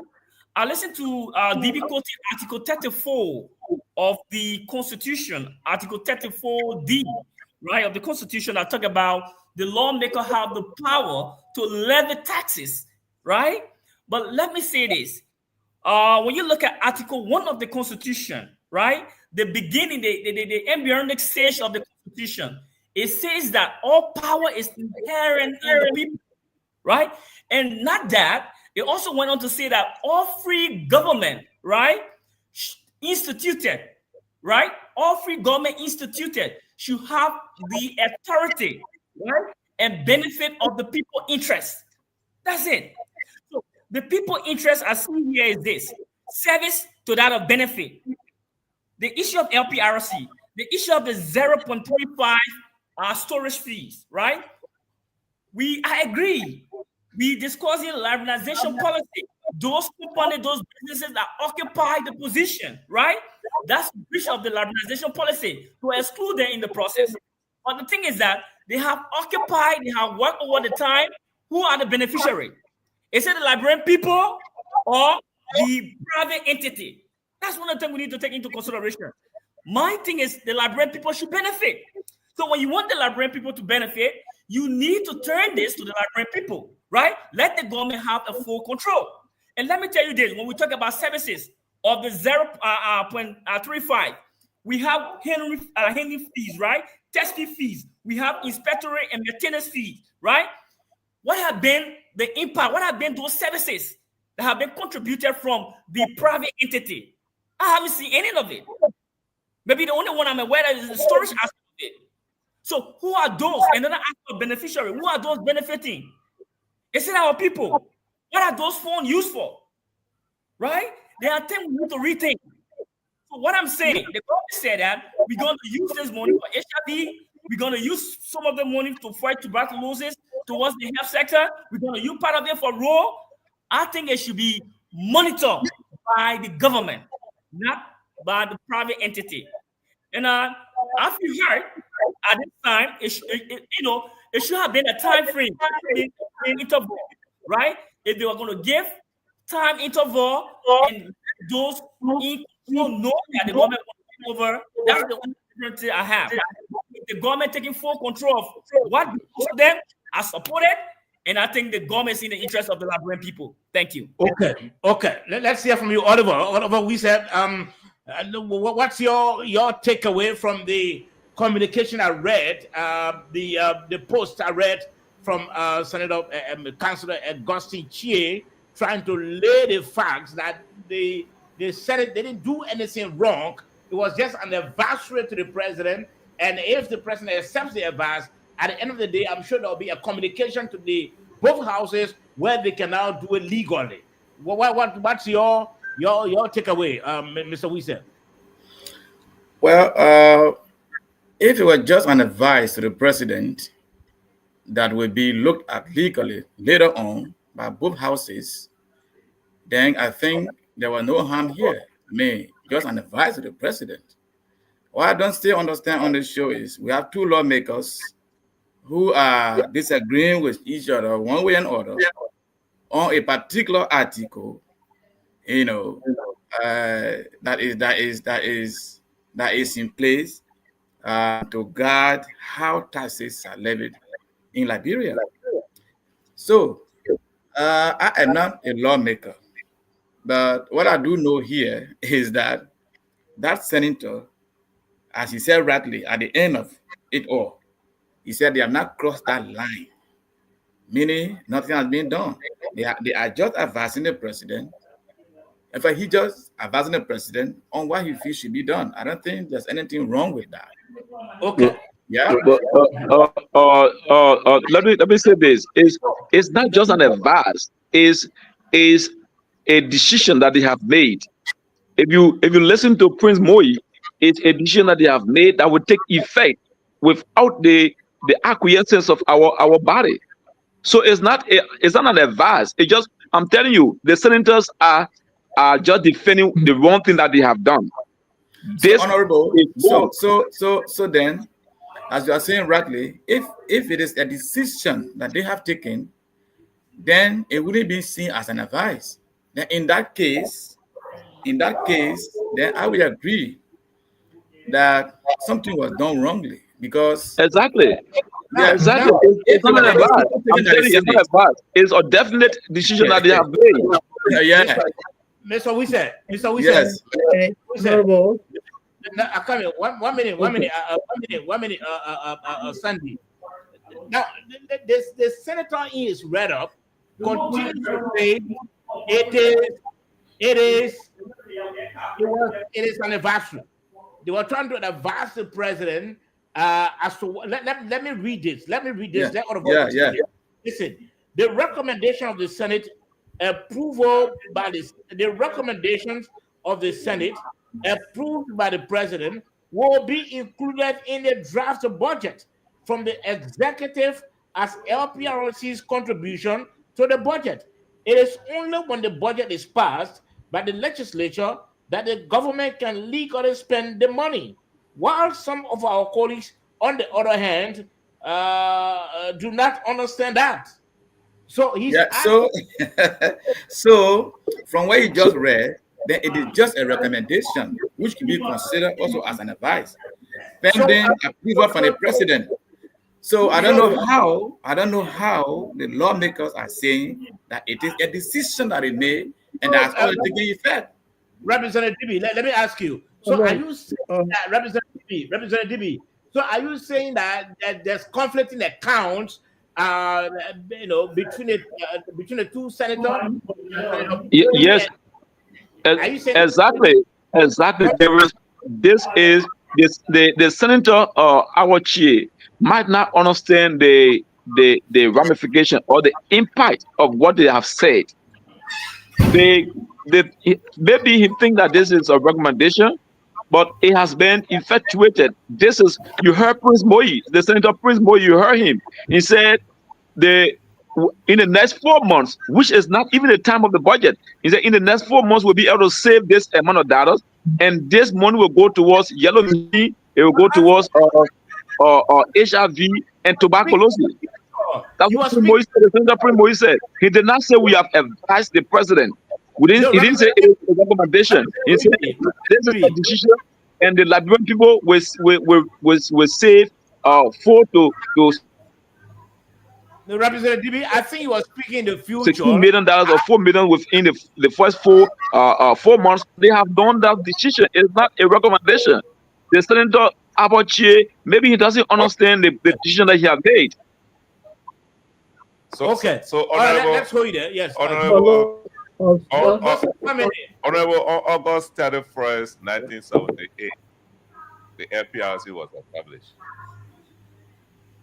To do all of these things that Honorable Ability are all doing, the legislature did not. I want you, because I'm hearing something from the back, let's really listen.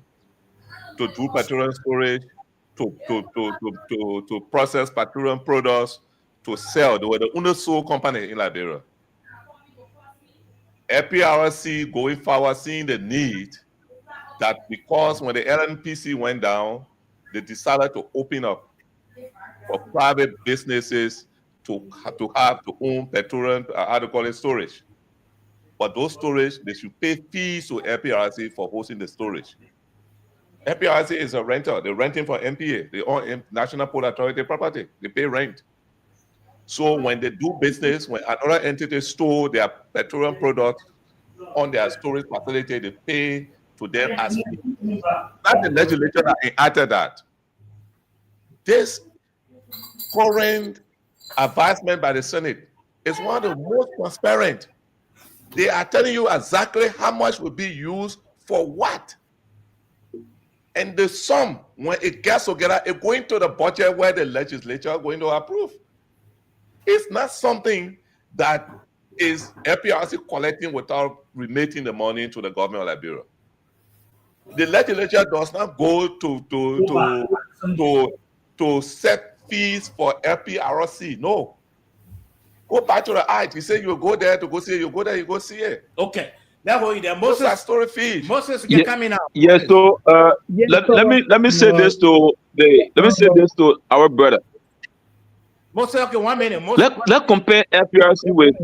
Granted that they can raise fees, they can charge for whatsoever. Why if the foreign affairs, for example, the passport sector, the passport is just a unique service that has been provided by, and sole service in the entire republic that has been provided by the foreign ministry. In that case, there is no competitor. But the FPRC is also storing a product. The private institutions are also storing products. So the FPRC will not have the right on the fair financial practice, business practice. FPRC should not be the one setting prices for other institutions. There must be a regulator. So if FPRC want to set prices, then they must move to a regulatory body and not a distributor or a tank farm owner. So again, that's it. Because when you are competing with others, the fact that they have agreed to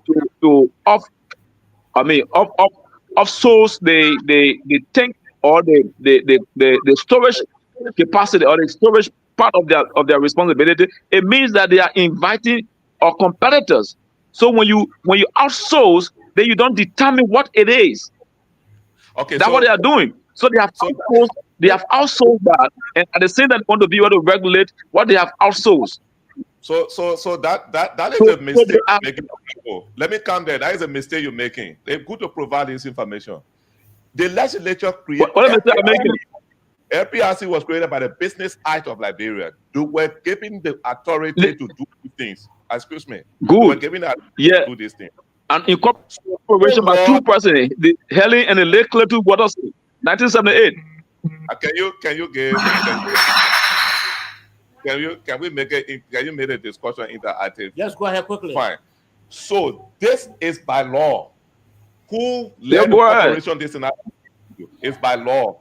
So the law has not been changed that they should not compete. They decided to open out to compete. That's the reason why, even if you see, Honorable, you are living witness, because the LPRC brought petroleum products in the country this week, they're selling the wholesale. That's why I made the petroleum price to drop to $4.02. No, that's not true. That's not true. The petroleum price dropped not because of LPRC bringing wholesale. The petroleum price dropped because of the market. And also you've seen it that way because of the rate too. So you can't say that the LPRC bringing in petroleum LPRC doesn't produce petroleum. How can they drop the petroleum price? Okay. All right, let's try to hear they from don't have the power to drop the petroleum price. All right, Reverend, let's hear from Moses. Look, so this is what I would like to say. I think the Senator Chie, he missed the mark, because what we heard from Senator Moi, what we heard from the managing director, their comments did not come across as people making recommendations to the president. They came across as definitive. This is what we will reap. This amount will go for this. This amount will go for that. So for Chair to say these people were recommending, then it seems that both of us read two different documents, or we heard two different statements. And I don't think the Liberian people heard the LPRC managing director making recommendation. He said, this is what we have decided, and this is what we're going to do. Moise said the same thing. Senator Moise said the same thing. So I think Senator Chair is in error. Being honest, okay. Yes. Okay, he's in error. Okay, so gentlemen, I know Representative DB and Morba and the rest of those in the lower house. I know when you return, you're going to put this on the table for major discussions. I know that's going to happen. For the number to see how they can win. Is that what you're contemplating, Representative DB?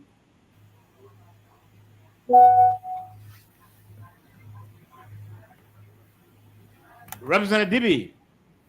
On mute. Kindly on mute. Are you contemplating putting it on the floor when you guys return? The man gone off. Oh, he's gone. He's gone. You read the purpose of the American today? I did.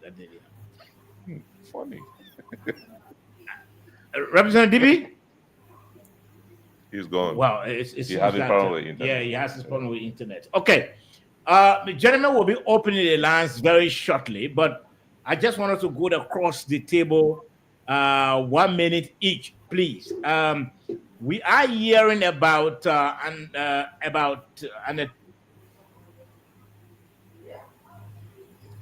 somebody is also going out here. What's going on with the internet system in Liberia? I think we are having internet connectivity problem in Liberia, right? Yes. Mr. Kennedy? Because I've heard a lot of people complain about some of the providers. I'm on. I think Kennedy said it's frozen. I'm on.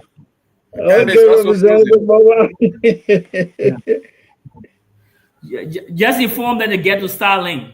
Starlink, we are the best. Are you sure of that, Honorable? Starlink the best? Sure. Starlink, we are the best. People being crying with Starlink, oh? People being crying with Starlink. Crying with Second. It was Second then. Now I have Starlink. We are the best. We got Starlink. Wow. Yeah. So Kennedy has the internet too. Okay. George is also frozen. We're not getting. We're not hearing that. You see?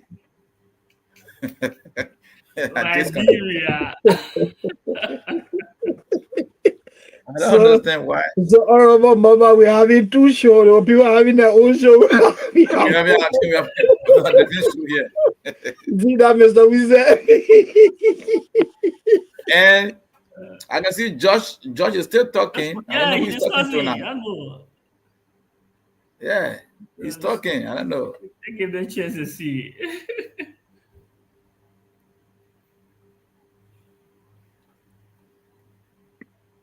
I hope they can come back. Let's see how it goes, But while we're still waiting for them, I don't know why men continue to rape women in Liberia. Yeah. Honorable Mobile, man. You represent District 3, right? Yeah, I'm from District 3. District 3. I think you came after Honorable C.B. Bashir. Yeah, you're right. Yeah, I was in District 3 before. Okay, so gentlemen, 1 minute. Oh, we are back. So you're talking about how you're PCB Bashir. My man we say we're having two shows, but man, you're having your own show. We are having difficulty with our internet. And somebody, you guys were having a show. Yeah. Okay, so I still have a 1 minute. And they're making news that you get Starlink. We don't have Starlink. Oh yeah, you need to get Starlink. 1 minute. Let's get back on course. We're asking about the reports that government is is contemplating, though not confirmed, that the government is contemplating in getting involved with the rice importation market. So the question across the table, just 1 minute each, because we'll have to open the lines. What do you think could be the benefit, if at all, that the government gets into such a business, and how do you think it's going to improve the market, or going to create a problem on the market with government bringing in rice and now competing with importers? How do you think the market going to be? Let's hear from you, Fred George. As I was saying, 1 minute. Most of the time economics are invisible hands of the government. Yeah. So if you go and you say you want to import rice, for me, it should be driven by private sector.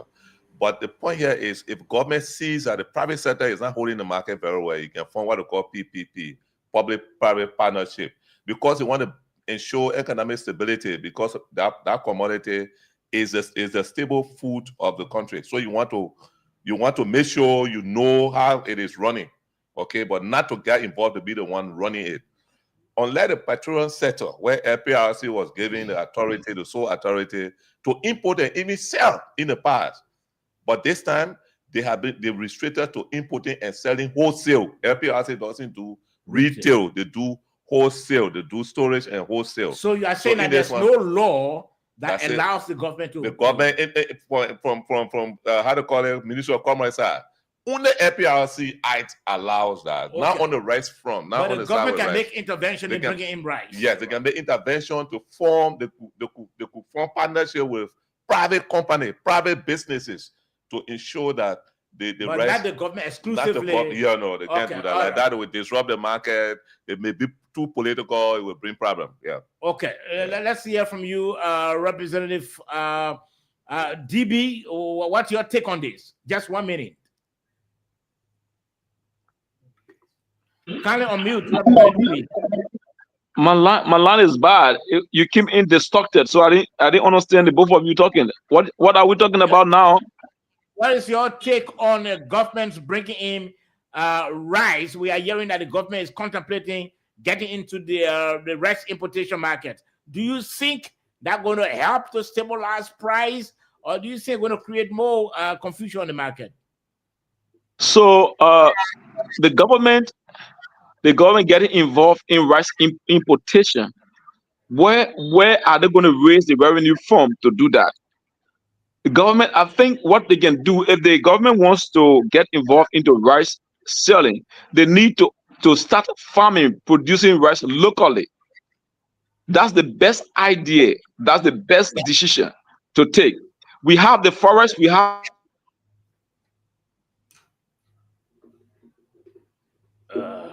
internet. It's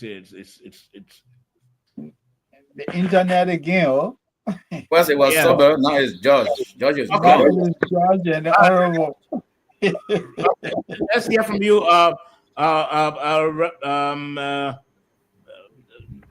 Oliver, let's hear from you. Oliver, let's hear from you. What's your take on that? Yeah, so let me just begin from where the lawmaker stopped. Okay, he's back. Okay. Representative DB? Yes, so yes. Yeah, please bear with us. I don't have Starlink like Honorable Molobaya. Well, you have to yes. I will try to procure before the end of next week. I'll procure a Starlink Molobaya so that I can be stable like you. I'll suffer like you before, as I was saying, yes, go ahead, for the government to think about getting involved into rice importation, then I think it will be a wrong decision. We have the LPMC now that attend to LACRA. The government can get involved into farming. The government can open farms to be able to produce rice locally. So that would be the best idea, and that will save us a lot of money. We have the land space. We have the soil to produce rice in the tons that we want. So getting into importing rice, where are we getting the money from? Yeah, we are. We don't have our hospitals are challenged. Our schools are challenged. Basic services are not being provided on a real scale. Water and sewer, the electricity. So where are we going to get money from to start the rice importation? I think if the government wants to stabilize the market, it can be done through policy, price reduction, and other waivers. But at this stage, the government is not a good decision for it to intend to do it because it might not be able to sustain it. Okay, let's say who is there. Mr. Wisak, let's hear from you quickly. 1 minute. Yeah, so I will agree with the lawmaker. For how long will Liberia continue to import rice from a country like India? I think India is the world's most populated country now, if I'm not mistaken. And we are just about 5.2 or 3 million people importing rice from a country like China. Don't we have the soil to grow rice? Don't we have the resources to grow rice? If we don't have, why can't we ask other nations to help us grow rice? Instead of importing rice, government getting involved with importation, you're going to put many importers out of business here. You're going to put many Liberians out of business here. I mean, the government cannot be selling rice while other people want to sell rice. I think the government should be thinking about something sustainable that will even make more Liberians to be employed, while they are also eating. So, I mean, yeah, there is no point trying to. You made a point already. Yeah, sure. Representative Molba, let's hear from you. Yeah, I do agree. I do agree with sustainability, right? With the issue of agriculture, but I defy with the process of government coming in. First of all, you have to look at the issue of agriculture, right? I consider that to be a long-time plan. It's not a short-time plan. And government have barely 4 years to go. Barely 4 years to go. So any loophole there will cause this government not to come by. I see this as politics, right? This red issue. It could be a market politics because those are group, the importer that have control. You see the rate today. I said it before, and we keep down to what we say today. Today, the right price is $17. No one should tell you, say $14 for a bag of rice. Just do the common mathematics. You have 2,700 LD for a bag of rice. Divide by the constant rate, which is 170. We come back to the $17, $16. So my thing is that government has to find a way through to mitigate the process. The only way to mitigate the process is to let the business people know, those that are in control of the importation of rice, be aware that government have the power to do so, but having a partnership, right? A partnership with those that are importing rice, and it could be anyone that could help government to bring in more rice. I think we have a lot. Thank you, Moses. Let's hear from you. Your honest opinion on that. Look, Saba, I agree with all of the previous speakers. You have a minute. Yes, the role of the government is to create the enabling environment, not to get into the business of competition with business people. Create the environment, and the people will import the rice. Set the policies. Don't be in the business of importing rice. So I agree with all of the previous speakers. That's it. Many thanks. Gentlemen, before we open the lines, let's try to deal with this topic that came up. I'm sure some of us might have read it. I want to read this and go across the table once again to just ask a simple question to all of us. But let me read it. Amara Corner writes to Augustine Gafuan, Minister of Finance, but was later pressured to. Okay, let's read this. Minister Augustine Gafuan, it's Amara Corner writing this. If you think that you can relax and rely on propagandists to counter critical voices, then you are only applauding the downfall of the regime you serve. That is not strength. That is not strength. It is weakness disguised as confidence. Let no one deceive you. A government that abandons substance for noise cannot survive the weight of the people's dissatisfaction. The collapse that follows is never gentle, and it is never easy to recover from.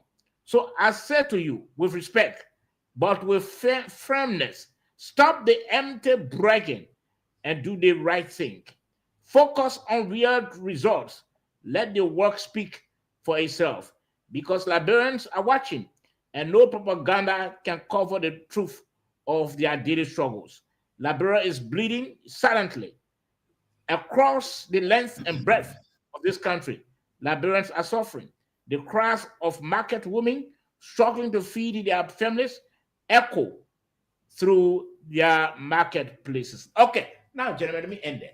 And let me hear from you just simply. This is the Amara Corner that we knew in the previous administrations, gentlemen. And at the time, he was branded as Mr. Budget Shortfall. That was the nickname of Amara. Everywhere he passed, it was what people were referring to.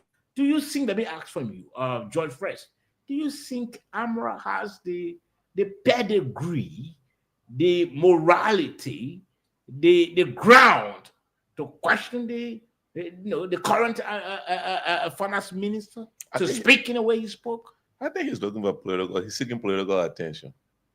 Okay. I even read one of his posts today. I think something wrong somewhere.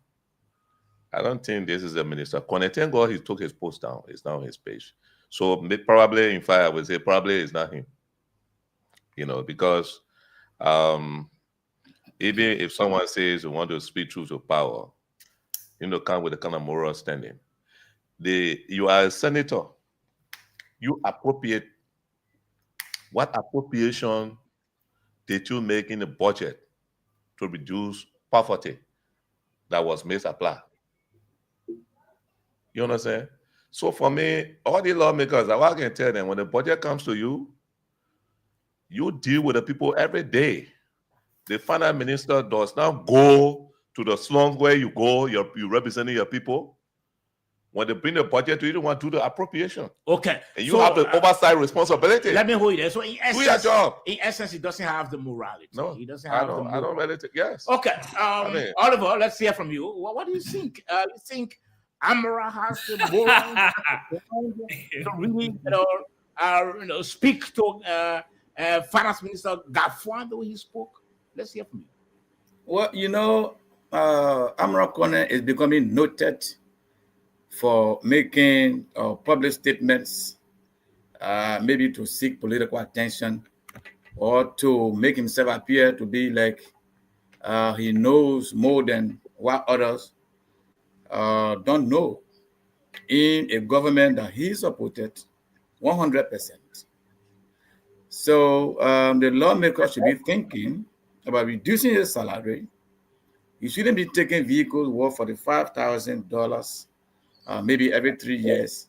The lawmaker should be thinking on how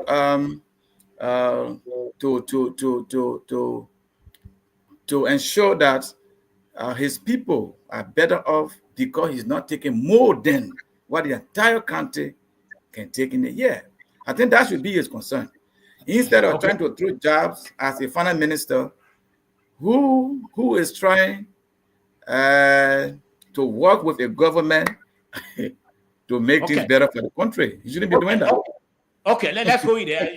In another word, he's trying to seek political relevance. Yeah, political attention, that's all. Okay, let's hear from Representative DB.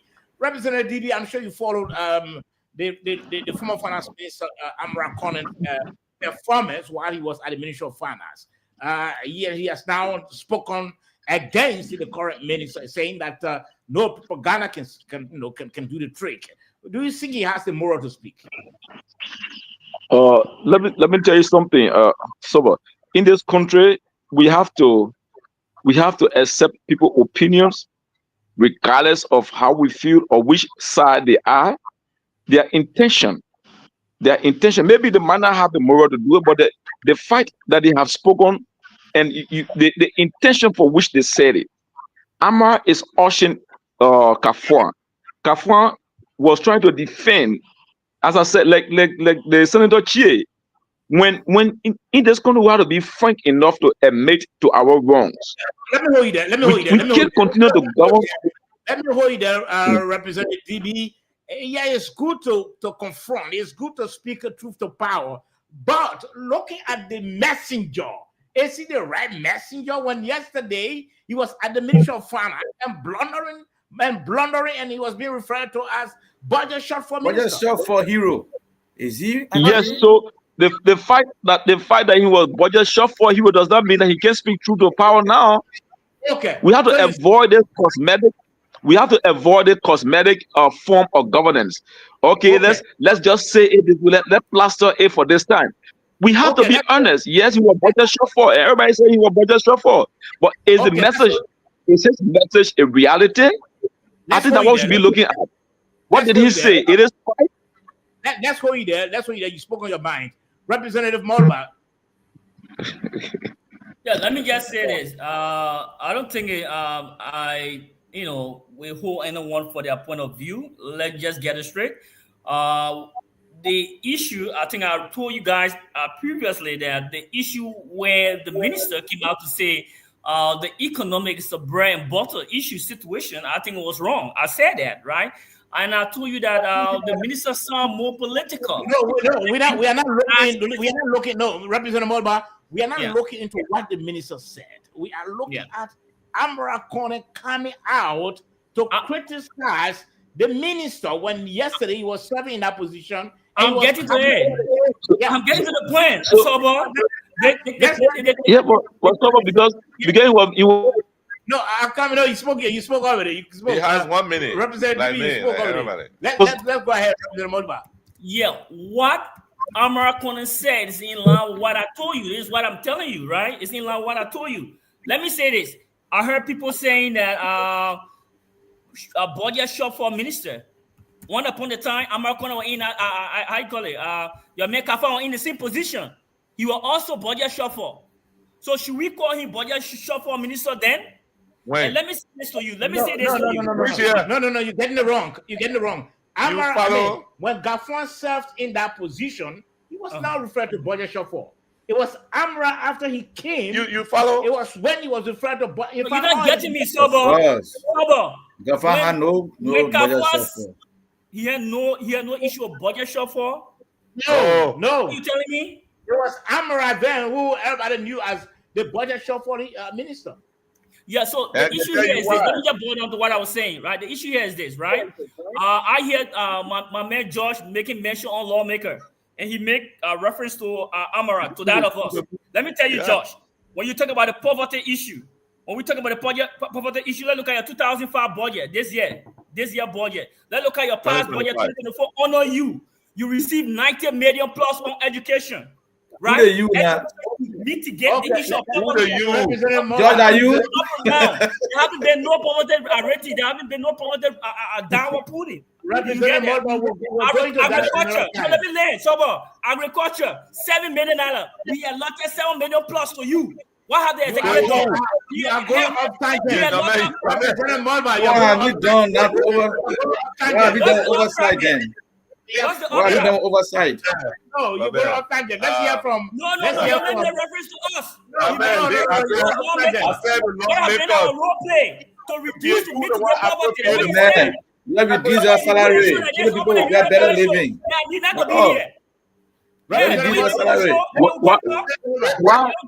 the labor law says we can reduce salary? Why you always talk about reducing salary? Have you been able to look at our salaries and our benefit compared to the ministers and directors and the president? Every time you come on the radio, you say the lobby. You don't do that. Yeah, because you're not making a law to reduce the salary. Yeah, because you're not making a law. How much do you know that we make? And no ministers will make more than $2,000. Make the law. Yeah, you make the laws are there. The laws are there. You're not making a law that way. We make the laws, and that's why we're not tampering with the salary. We have made the law that the salary should be at this point. All of people have it is too much. Make new law, reduce everything. Let's hear from Moses quickly. Moses, your take on that. Look, I am laughing because honestly speaking, I take side with Representative Divi. Every Liberian has the right to his or her opinion. And when someone expresses his or her opinion, if you like it or not, it doesn't mean that you should be condescending in responding to the person. As I listen to you guys, some of you say, oh, well, he lacks the moral standing. He's seeking relevance, political relevance. Don't forget, the government you have today, the making of this government, Amara Corner play a critical role. Let me say a consequential role in bringing this administration to power. So with that, he's in a better position to criticize this administration. He created this administration. He contributed to the making of this administration. So if something is off tangent, and we see something that, hey, I think we are failing on that, I don't think we should say, oh, well, you're saying it because you want to gain political favor or you're seeking attention. He lacks the moral rectitude. You shouldn't do that. But what is wrong with Amra engaging his colleague privately? What is wrong with that? What is wrong with Amra Kone engaging his senior colleague?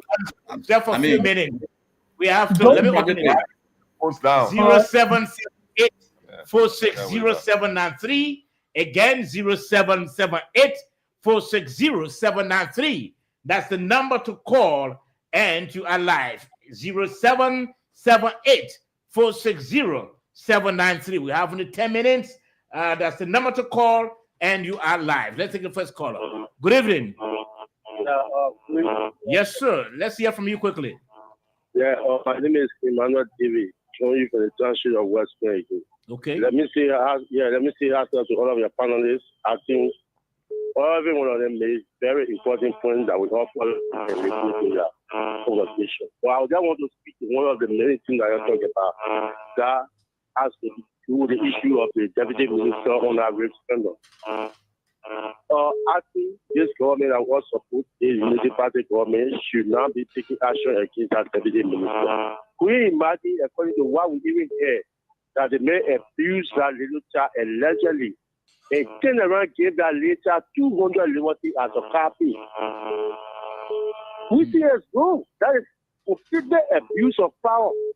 I'm wondering as to whether this guy has a get child or has to get children. Because you cannot look at somebody's child because of property. I think that the reason we are going to do that. He sees that he's well up, they're not a legal subordinate. Someone who is a subordinate to the workplace, you going after their child. I think it's very evil. Okay. If I listen to that thing. All right. You made your point. You made your point. Let's take another call on the line quickly. Good evening. Hello.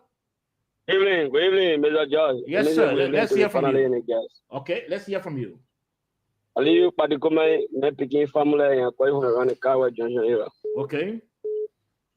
No, Mr. George, let me talk about the rare issue. For me, if the government decide to import rare in this country, for some more will accept it, because you see, people always say rest a political commodity.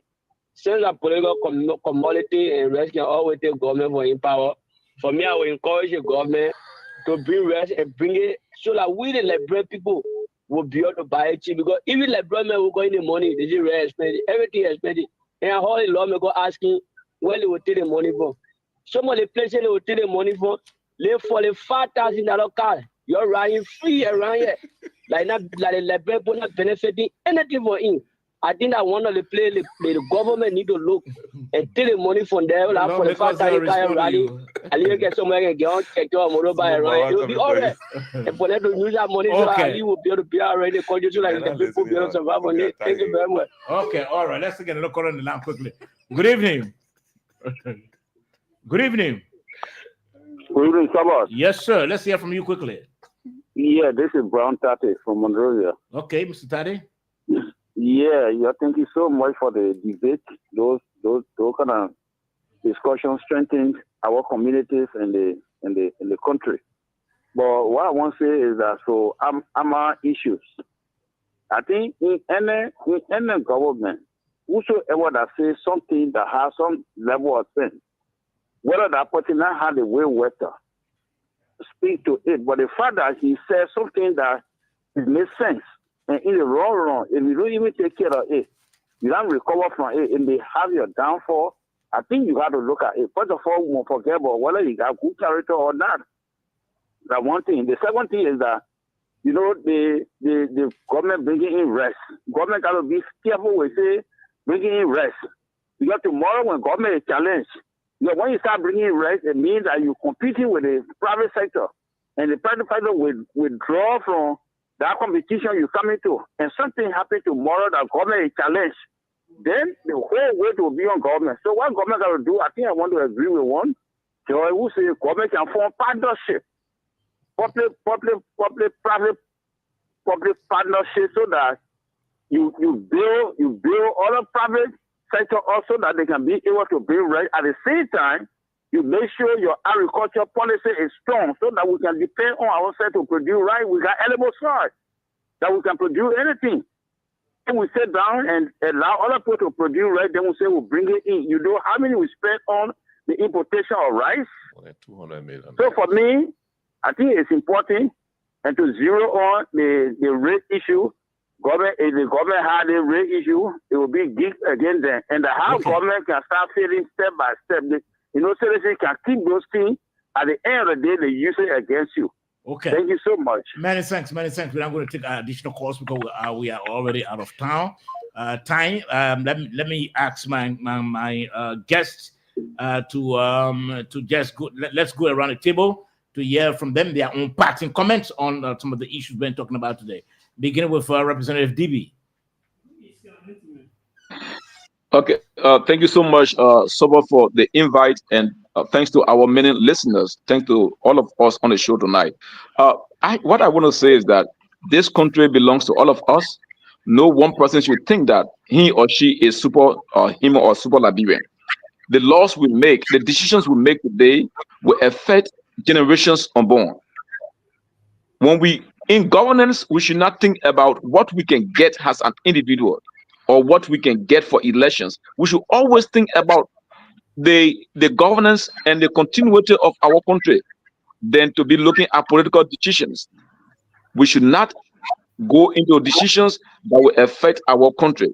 This country belongs to us, all of us, regardless of which party we are in, when you come to power, you come to govern, and govern you must.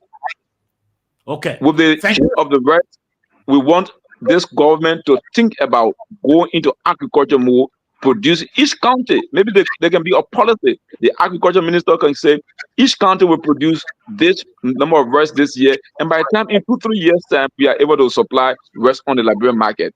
Thank you for the time and good night. All right, thank you very much, Representative Molbang. Your partner, comment quickly. All right, I would just like to tell everyone thank you for listening, and to our audience, I would like to say we will discuss more at the appropriate time when we are called upon. Thank you. God bless you. Okay, Mr. Wisa. Yeah, so let me say thank you again for inviting me on the show. I'm so excited to be sharing the platform with these great men, Mr. Sandy, Kennedy, Honorable Debbie, and Honorable Sumo, and to the listening audience. No, Sabal, honestly speaking, Liberia is so old to be talking about people raping people all the time. I don't see why Liberia continue to rape women. This is wrong. Look, the lawmakers on the show should go back and increase the law on rape. People should go to jail for more than 50 years when they rape people in Liberia. And it should be enforced. Our children will be protected. And then finally, we should see reason to grow our own food instead of importing rice from China. That got many people, India, that got many people. Liberia is so small, 5.3 million people can feed ourselves. It's a shame. We should grow our own food and stop the importation thing. Thank you so much for inviting me. And I hope to be on another time. Yeah. Thank you. Okay, Moses, let's hear from you quickly. Your parting comment. Well, quickly, I would like to express gratitude to everyone, our lawmakers, Honorable Molba, Honorable DB, my friend and brother, we said, Mr. Kennedy, and you, George. I want to say thanks to all of you for coming. But quickly, before I leave, let me just provide this clarification here for Mr. Wilson. Rape is not unique to men only. Women do rape as well. In keeping with the rape law, a woman can rape a man, and a woman can be held liable for raping. The men too much. And men can also rape women. So it is something that it affects all genders. Let me stop there. It was a pleasure. Thank you. Okay, George, quickly. My appreciation to all our guests and to my co-panelists. I said it, and one of the callers alluded to it. If the government wants to intervene on the rights market, it got to be done on the PP that is private public